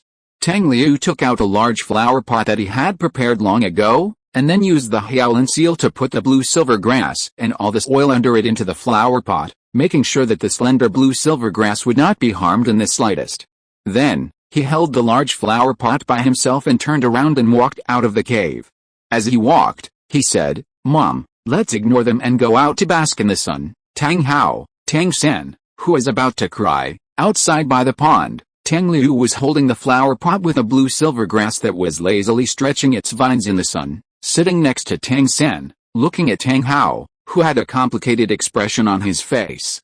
When he put the blue silver grass into the flower pot, Tang Liu began to try to use the void spirit, no injury on the blue silver grass, but failed. He felt a little regretful.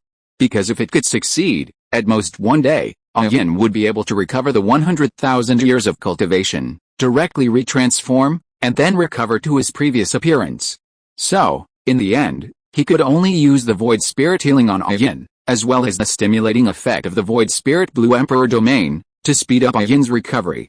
Tang Hao had a complicated expression and a complicated mood as he looked at Tang Liu, whose fingers were encircled by the vines of the blue silver grass. He had wanted to say a lot of things before, but now he was just choking in his throat and couldn't say them. Of course, he could definitely say it, but he felt as if something was missing, which resulted in a mixed mood and difficulty in speaking. After a long while, He sighed and began to tell Tang San and Tang Liu about his past and the past between him and Yin. Perhaps because of Tang Liu's previous hardcore interruption, Tang Hao's tone and expression were less sad, but when he talked about Yin's sacrifice, his tone was still a little heavy. Under the dual effects of the healing of the virtual spirit and the virtual spirit Blue Emperor domain, Yin, who had recovered some of her abilities, immediately stretched out her vines and gently pulled Tang Hao's hand. Tang Hao smiled slightly and was about to say something when he saw that the vine that was originally wrapped around his fingers quickly retracted and wrapped around Tang Liu's fingers again. This was good. The old man's heart, which had just felt a little comforted, was once again broken into pieces with a crash. He looked at Tang Liu, who was squinting his eyes and laughing and always felt that his fists were a little itchy. But Yin was watching here, so he didn't dare. So the old husband's heart was completely broken into a handful of sour ashes. But he was not only an old husband, but also an old father. So he quickly adjusted his thoughts, looked at Tang San, and said, "Do you know why your name is San? Because, when your mother, your uncle and I went out to train, your mother was ranked 3rd, so you are called San." Tang San nodded silently. Then Tang Hao looked at Tang Liu again. "Then do you know why you are called Liu?" Tang Liu thought for a while. "You are ranked 2nd, and your mother is ranked 3rd, so 2 and 3 are 6, Tang Hao was silent with some suspicion. But Yin swung the vines vigorously, then stretched out 2 vines, one up and one down as if holding something, and then gently shook it. When Tang Liu was wondering, Tang Hao explained, "That was when your mother was pregnant with Zio-san and you, and we passed by a tea house. Because she was pregnant, your mother couldn't bear the long journey, so we went in and sat down. Then, we heard someone singing a song on the stage. Your mother liked it very much, so she went to ask the singer the name of the song, and asked the singer to teach her." Tang Liu realized something. "So, the name of the song." Tang Hao nodded. "The song is called 6. As soon as Tang Hao finished speaking, Yin nodded at the tip of the vine, and then made the gesture of hugging and rocking. Tang Hao looked at it, and then smiled gently. "Your mother said that she held you like this when you were born, humming this song called 6 to coax you to sleep. Simple little theater." "Tang Hao, do you know why your name is Liu?" Tang Liu thought for a moment. "Because you were the 2nd child and mom was the 3rd, so 2 plus 3 equals 6. Tang Hao, fuck, that seems like it can really be explained this way. Yin, son, don't listen to your stupid dad. If you're listening to this novel on a channel other than Fanfic World, it means they downloaded and uploaded it without effort. We cordially invite you to visit our channel, Mundo Fanfic Novelis. There you'll find the original version of this story and you can explore many other novels of various genres. We're waiting for you to immerse yourself in a world of incredible novels. Chapter 271 Tang Hao is in trouble. Tang Liu looked at Yin who was still in that position, and then she added what Tang Hao hadn't finished in her mind. Because she knew that after that, she would never have the chance to sing that song to him again and coax him to sleep. Although Tang Liu could speed up Yin's recovery by himself, the speed was relatively slow. So, they decided to go to the yin-yang eye of ice and fire, a treasure basin that belonged to all plants and could speed up the growth of all plants. Before leaving, Tang Hao wanted to take the flower pot from Tang Liu while he was not paying attention. But just as Tang Hao's hands approached, they were violently pulled by Yin's vines. So Tang Hao could only reluctantly retract his hands and looked at a blue-silver grass with some grievance. But Yin ignored him at all, just pulling her youngest son's fingers, constantly emitting a cheerful mood. She almost told Tang Hao directly, "What man do you want? I have my youngest son, that's enough." Tang San beside him vaguely heard the heartbroken voice of his old father. Finally, Tang Liu couldn't stand it anymore, so he activated the teleportation and brought everyone to the yin-yang eyes of ice and fire. After arriving, Tang Liu handed the flower pot to Tang San. After all, it was safer to let a professional like Tang San do the work of selecting the most suitable place for the blue-silver emperor to grow in the yin-yang eyes of ice and fire. Soon, Tang San found the most suitable place for the blue-silver emperor to grow, which was on the land next to the intersection of the blazing sun spring and the cold ice spring. However, before Tang San transplanted Yin there, Tang Liu first took out a handful of soil from the storage soul guide and sprinkled it around the piece of land selected by Tang San. Of course, the soil that Tang Liu took out was definitely not as good as the soil in the yin-yang eyes of ice and fire. However, the soil that Tang Liu took out had a very special meaning for Yin. Because this was the soil where Yin was born. It was her home for more than 100,000 years. After landing, the blue-silver emperor quickly took root, and then it also felt the smell of the soil, so it immediately opened 2 vines towards Tang Liu, as if saying, "Come here, mommy, hug." Tang Liu understood, and smiled foolishly without any image, and then his face was gently hugged by Yin's 2 vines. Tang San, who was watching all this, felt a little jealous. However, now it was more important to do business, so he cut his finger, and then gently squeezed out a drop of blood, dripping it on the root of the blue-silver emperor. Soon, that drop of blood was absorbed by the blue-silver emperor, and then the blue-silver emperor grew up rapidly, and gradually began to have soul power fluctuations on its body. Seeing this, Tang San immediately wanted to squeeze another drop of blood, but Yin gently dodged, and then stretched out a vine and pushed his hand away. At this time, Tang Liu also winked at Tang San, and slightly turned his attention to Tang Hao. Tang San looked at Tang Hao, who had been staring at Tang Liu with a sour expression, and then understood what his brother meant, so he took out a tripod for alchemy and placed it on the hot Yanquan water next to him. At the same time, Tang Liu also raised his 2 hands, one on the left and one on the right, on both sides of the blue-silver emperor in front of him. The next moment, dots of blue light flew out from his palms, forming 2 light bands that kept flying to the blue-silver emperor in the center, falling on the vines of the blue-silver emperor like raindrops, and then quietly merged into the vines of the blue-silver emperor. If the yin-yang eyes of ice and fire are like heaven for all plants, then Tang Liu's soul power is food that can only be found in heaven for the creatures of the entire Douluo continent. The weak soul power that he leaked out during his usual training can speed up the training speed of 100,000-year soul beast like Xiao Funi, as well as many soul masters who stay by his side. Not to mention, now Tang Liu almost gave all his soul power to Yin without reservation. So, when Tang San practiced the skill of collecting the pot of medicine, the blue-silver emperor grew to nearly 2 meters tall. According to the saying of the soul beast world, Yin has now reached the 1,000-year level. I saw dots of blue light from the vines of the blue-silver emperor slowly gathering in front of Tang Liu. In the end, those blue light dots gathered to form an illusory figure. A stunning figure. Yin immediately raised her hand and hugged Tang Liu in front of her, although she could not touch Tang Liu directly. Then she gently kissed Tang Liu's cheek, holding his face, with a deep smile in her eyes, looking at him. "It's only been 2 years since I last saw you. You have grown so tall, taller than Mom." Tang Liu smiled and responded to her, "I developed late." Then Yin looked at Tang San next to her, smiled and waved to him. Tang San walked over, and was embraced by Yin together with Tang Liu. "Mom really misses you," she murmured, but there was a smile in her eyes that could not be hidden. Tang Hao, who was completely left out, said, "He is the father of 2 children, he would not be jealous that his wife only talks to his sons and not to him." Humph. Then he waited for a minute. He really wasn't jealous. A quarter of an hour. He really didn't drink porridge like carrying a pot. An hour. Well, he was about to explode with jealousy.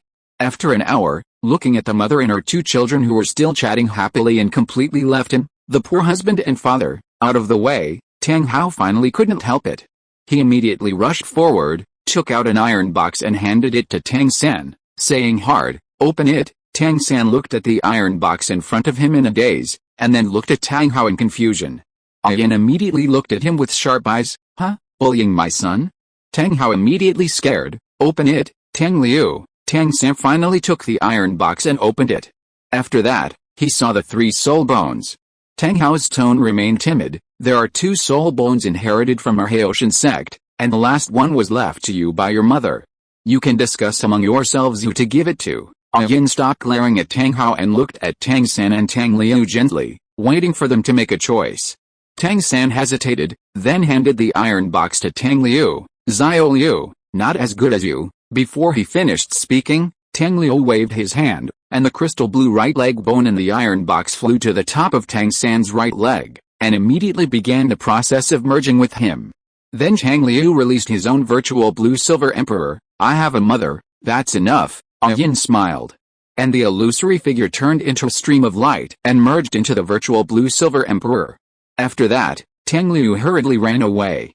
Tang Hao, the author, was not very sober when he wrote this chapter, and he might fall asleep at any time. Cyrillic letter Z, sleep, sleep. Chapter 272 Return to Haoshan Sect.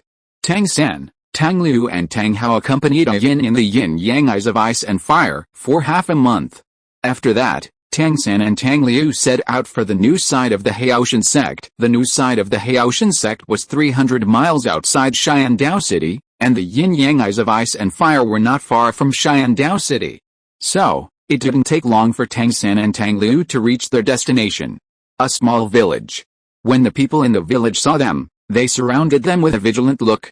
One of them said, "Strangers are not welcome here, please leave." When Tang San wanted to say something to this person, Tang Liu gently poked him with his elbow, and then raised his left hand. Tang San understood, and released his clear sky hammer.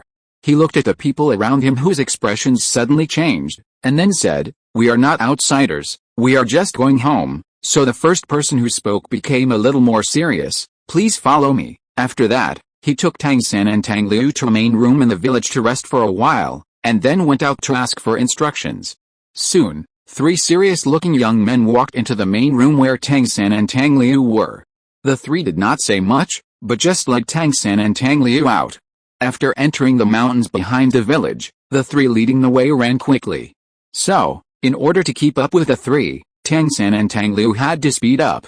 Of course, both of them acted very relaxed, so naturally, the 3 were very surprised.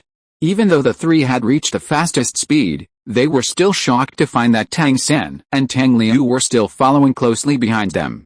Except for the young man who seemed to be the leader, the other 2 had begun to show signs of fatigue and were a little unable to keep up. So Tang San released his spirit power to help them a little, and only then did they reluctantly catch up. The 2 men's eyes changed slightly when they looked at Tang San, and they were no longer as exclusive as before. Not long after, the leading young man led a few people to go up the mountain. After reaching the top of the mountain, Tang San and Tang Liu saw a cliff. Opposite the bottomless cliff was the mountain range where they could continue to move forward. The only thing connecting the 2 cliffs was an iron rope about the thickness of an arm. The leading young man did not hesitate at all, stepped on it, stood on it steadily, and then ran quickly along the iron rope. The other 2 young men followed him, followed by Tang San. Tang Liu was the last one to walk on the iron rope, but he was too lazy to follow Tang San and the others, and since he was at the end, no one would notice him for no reason, so he simply flew up and followed Tang San and kept moving forward. The leading young man led them through several cliffs, and each cliff was connected by that kind of iron rope. As they went deeper into the mountains, the air began to become damp and cold. A layer of ice formed on the new iron chain, which undoubtedly made it more difficult to move forward. The leading young man also stopped in front of the iron chain, then took out a rope, tied one end of the rope around his waist, and threw the other end to the other 2 young men. The 2 young men then tied the rope around their waists and threw the rope to Tang San. Tang San did not tie it immediately, but turned to look at Tang Liu behind him. He said, "I'll be the last one, Xiao Liu." Tang Liu looked at the young man in front of Tang San, then looked at him and shook his head vigorously. Tang San smiled helplessly. "Xiao Liu, be more sociable," Tang Liu whispered. "They were the first to be unsociable, Tang San. You know, because of our father, it is understandable that we are not very well received by them. Moreover, we are going back to recognize our ancestors this time, so we should bear with it." Tang Liu thought for 2 seconds. "Okay then." Then he took the rope and tied it around his waist.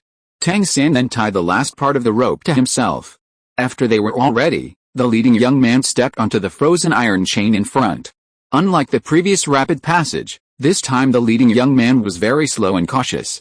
After all, the frozen iron chain was very slippery, and if one was not careful and did not stand firmly, he would slide down. Given the height of this cliff, even a title Douluo would find it difficult to survive if he fell down. Of course, this was the case when the title Douluo did not take any countermeasures. After carefully walking through one iron chain after another, the leading young man's expression gradually relaxed, which should be the Haotian sect is approaching. However, when they reached the middle of the last iron chain, a flying soul beast relied on the thick fog in the mountains and quickly approached them. Tang Liu was the first to discover the flying soul beast, but he did not move at all. Then, Tang San also found the flying soul beast. After shouting "Be careful," he launched the purple extreme divine light at the flying soul beast with all his strength, killing it with one blow. But he took action a little too late after all. The body of the flying soul beast still hit the iron chain and broke it directly. As a result, The 5 people standing on it immediately fell down the cliff covered by thick fog and bottomless. Tang San immediately took countermeasures. The blue-silver emperor vines flew out instantly and pulled up the broken chain.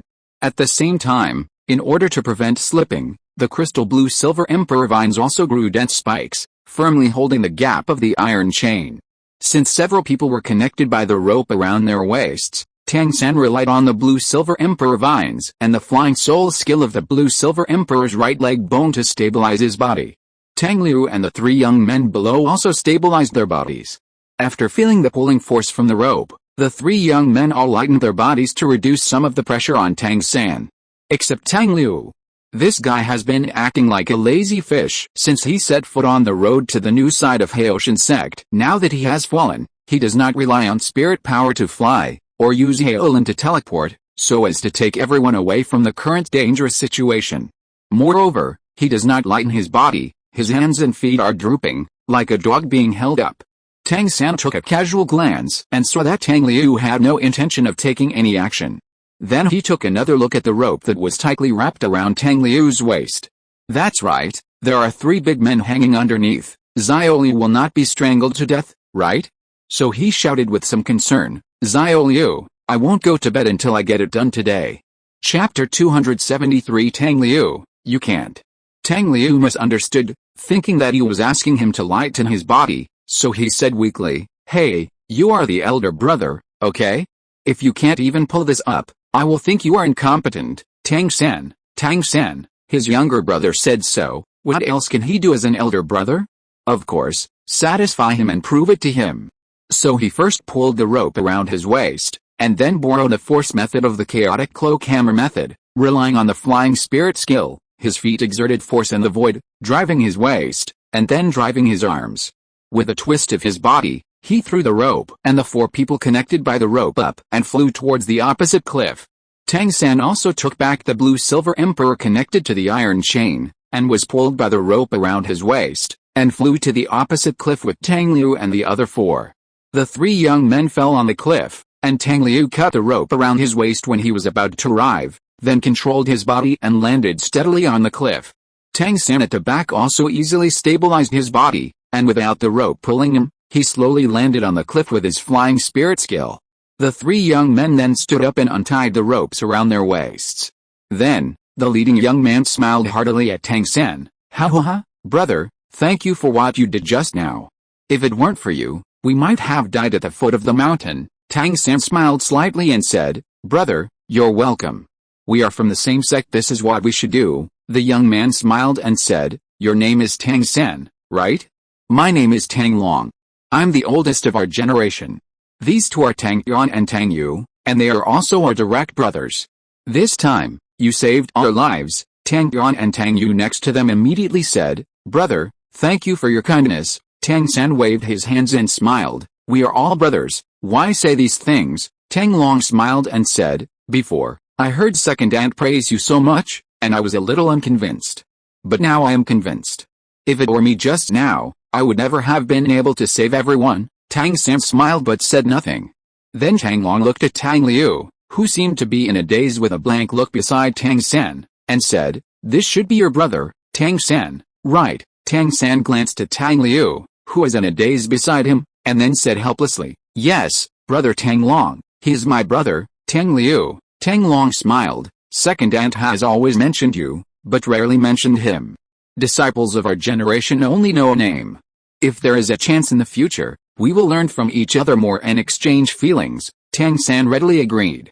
Then Tang Tian said, okay, brother, let's go back quickly, otherwise the sect master will be waiting anxiously. Then Tang Liu came back to his senses. Can we go? Tang San patted his shoulder and smiled. Let's go. Tang Liu then said oh, and then gently waved his left hand, so the iron chains hanging on the cliffs on both sides behind him were restored to their original state as if they had never been broken. This scene made Tang Long, who was originally trying to get close to Tang Liu to say something, suddenly freeze. Tang Liu continued to be in a daze. Tang San smiled and looked at Tang Long. Lead the way, big brother. Tang Long smiled awkwardly, nodded, and said, follow me. After that, he turned around and walked forward.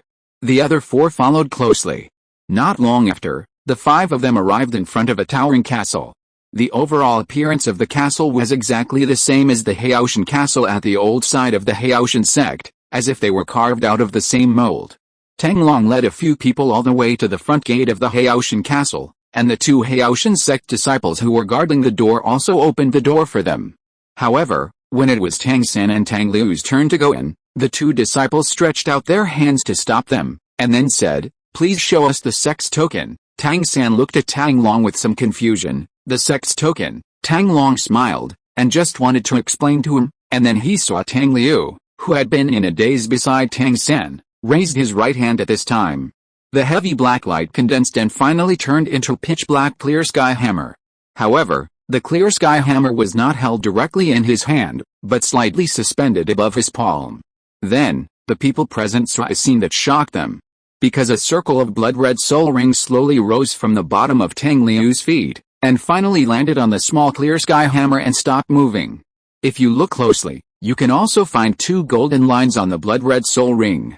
Tang Long and the others didn't know the meaning of the 2 golden lines. But they knew the meaning of the red soul ring. It was a 100,000-year soul ring.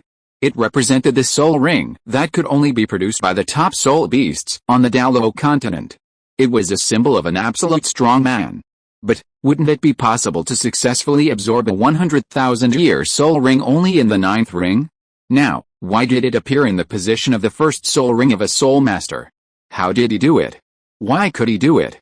In short, several people were completely dumbfounded, staring at the red soul ring with dull eyes. Compared to them, Tang San's performance was much better, but he was just a little surprised. After all, he had seen before that the 6th spirit ring of Tang Liu's first martial spirit was at the 100,000-year level, and now he just didn't expect Tang Liu to have a second 100,000-year spirit ring. Seeing Tang Liu release his clear sky hammer, Tang San immediately realized that the token of the Clear Sky sect was just the Clear Sky hammer they had.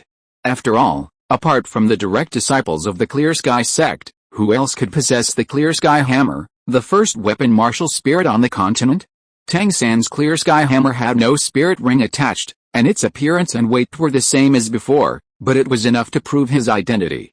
Looking at the 2 people on both sides of the gate who had not responded for a long time, Tang San couldn't help but say, "You 2, can we go in now?" After hearing his voice, the 2 came to their senses and hurriedly made way. Tang San and Tang Liu then took back the Clear Sky hammer, and the oppressive 100,000-year spirit ring disappeared. Those people also breathed a sigh of relief. Tang Long looked at Tang Liu and said with a smile, "I didn't expect you to be so good at hiding your abilities.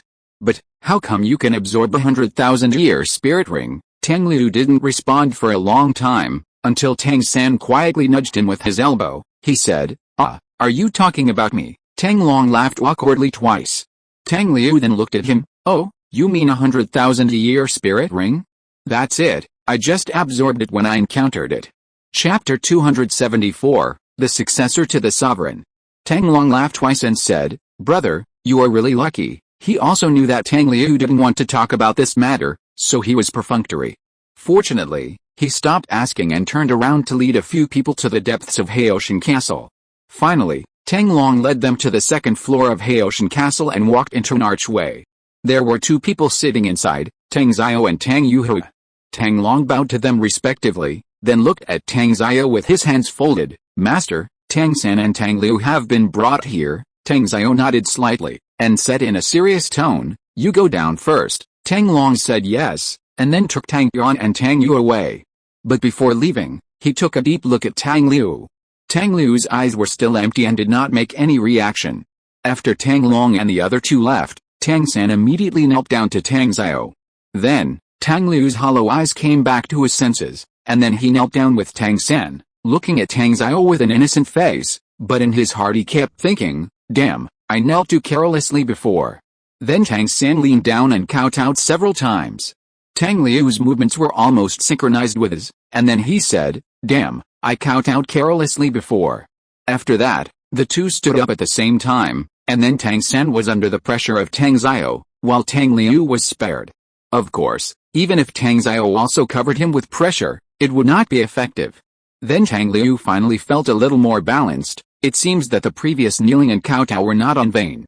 Tang Xiao's cultivation must be above level 95, and under the pressure of this level of tidal Douluo, Tang San still maintained his body without shaking at all, which shows how terrifying his physical strength is.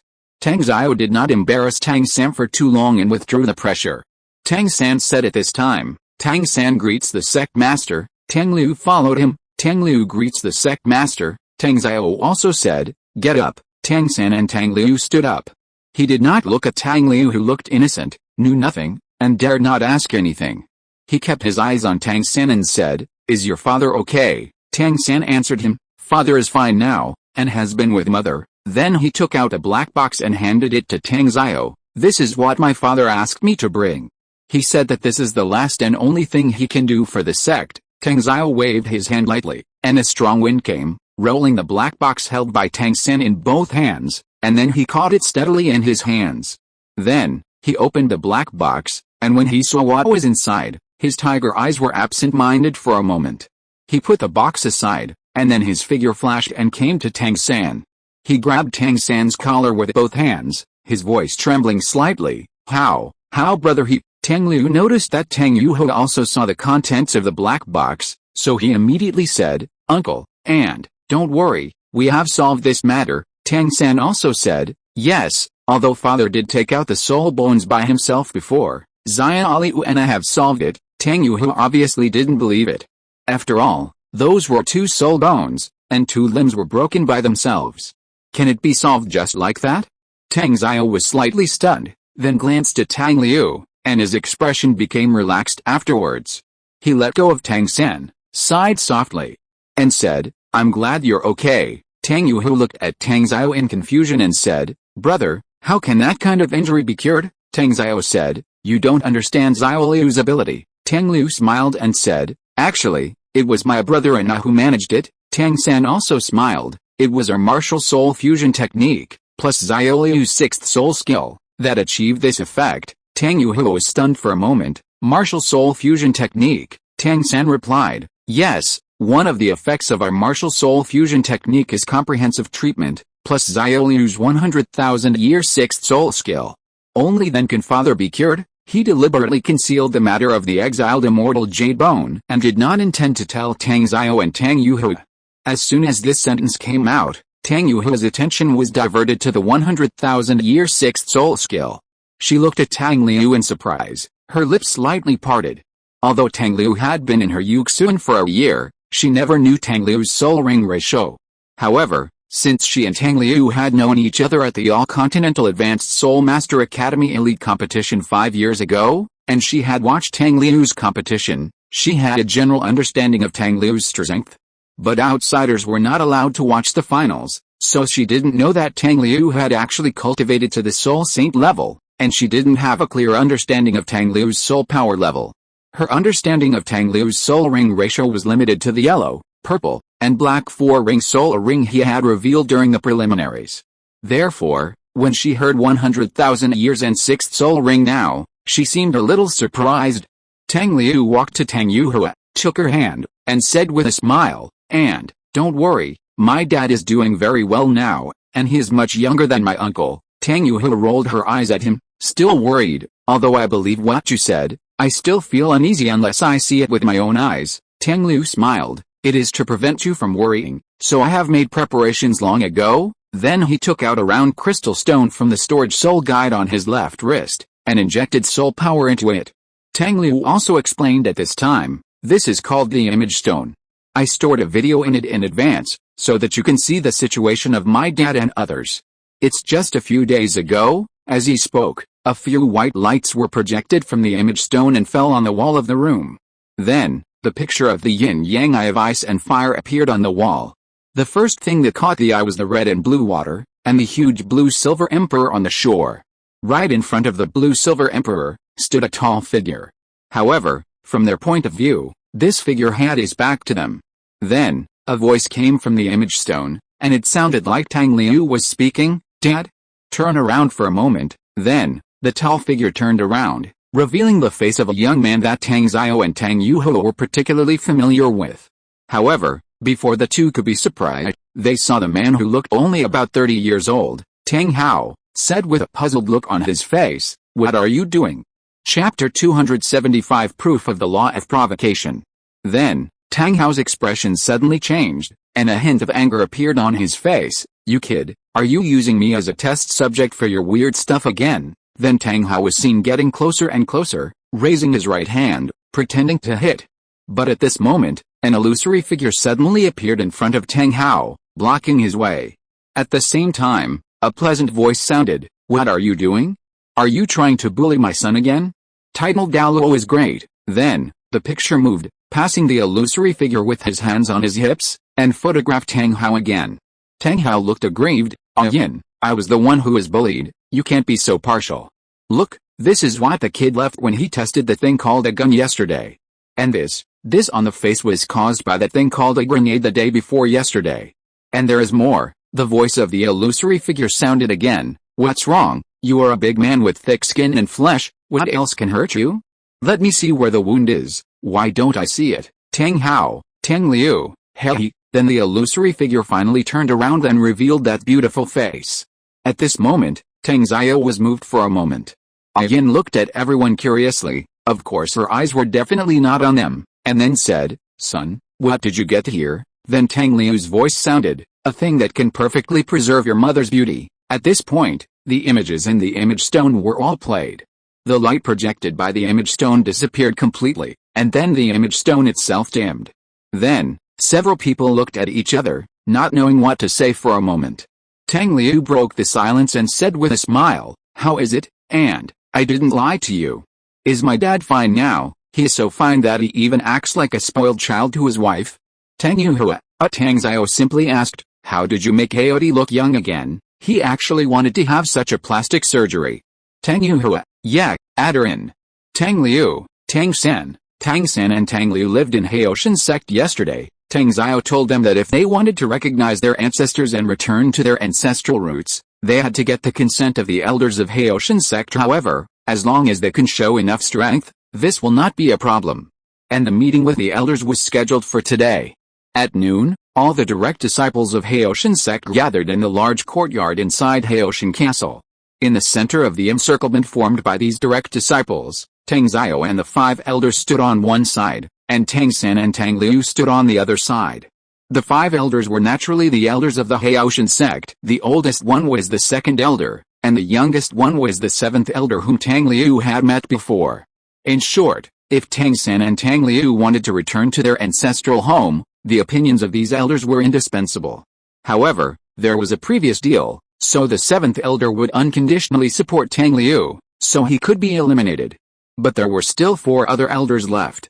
However, among them, if the 2nd elder could agree, then everything would not be a problem. After all, the 2nd elder was the oldest and had the most say. According to what Tang Zio had told them before, as long as they could prove their strength, then their return to their ancestral home would not be hindered by anything. So how could they prove it?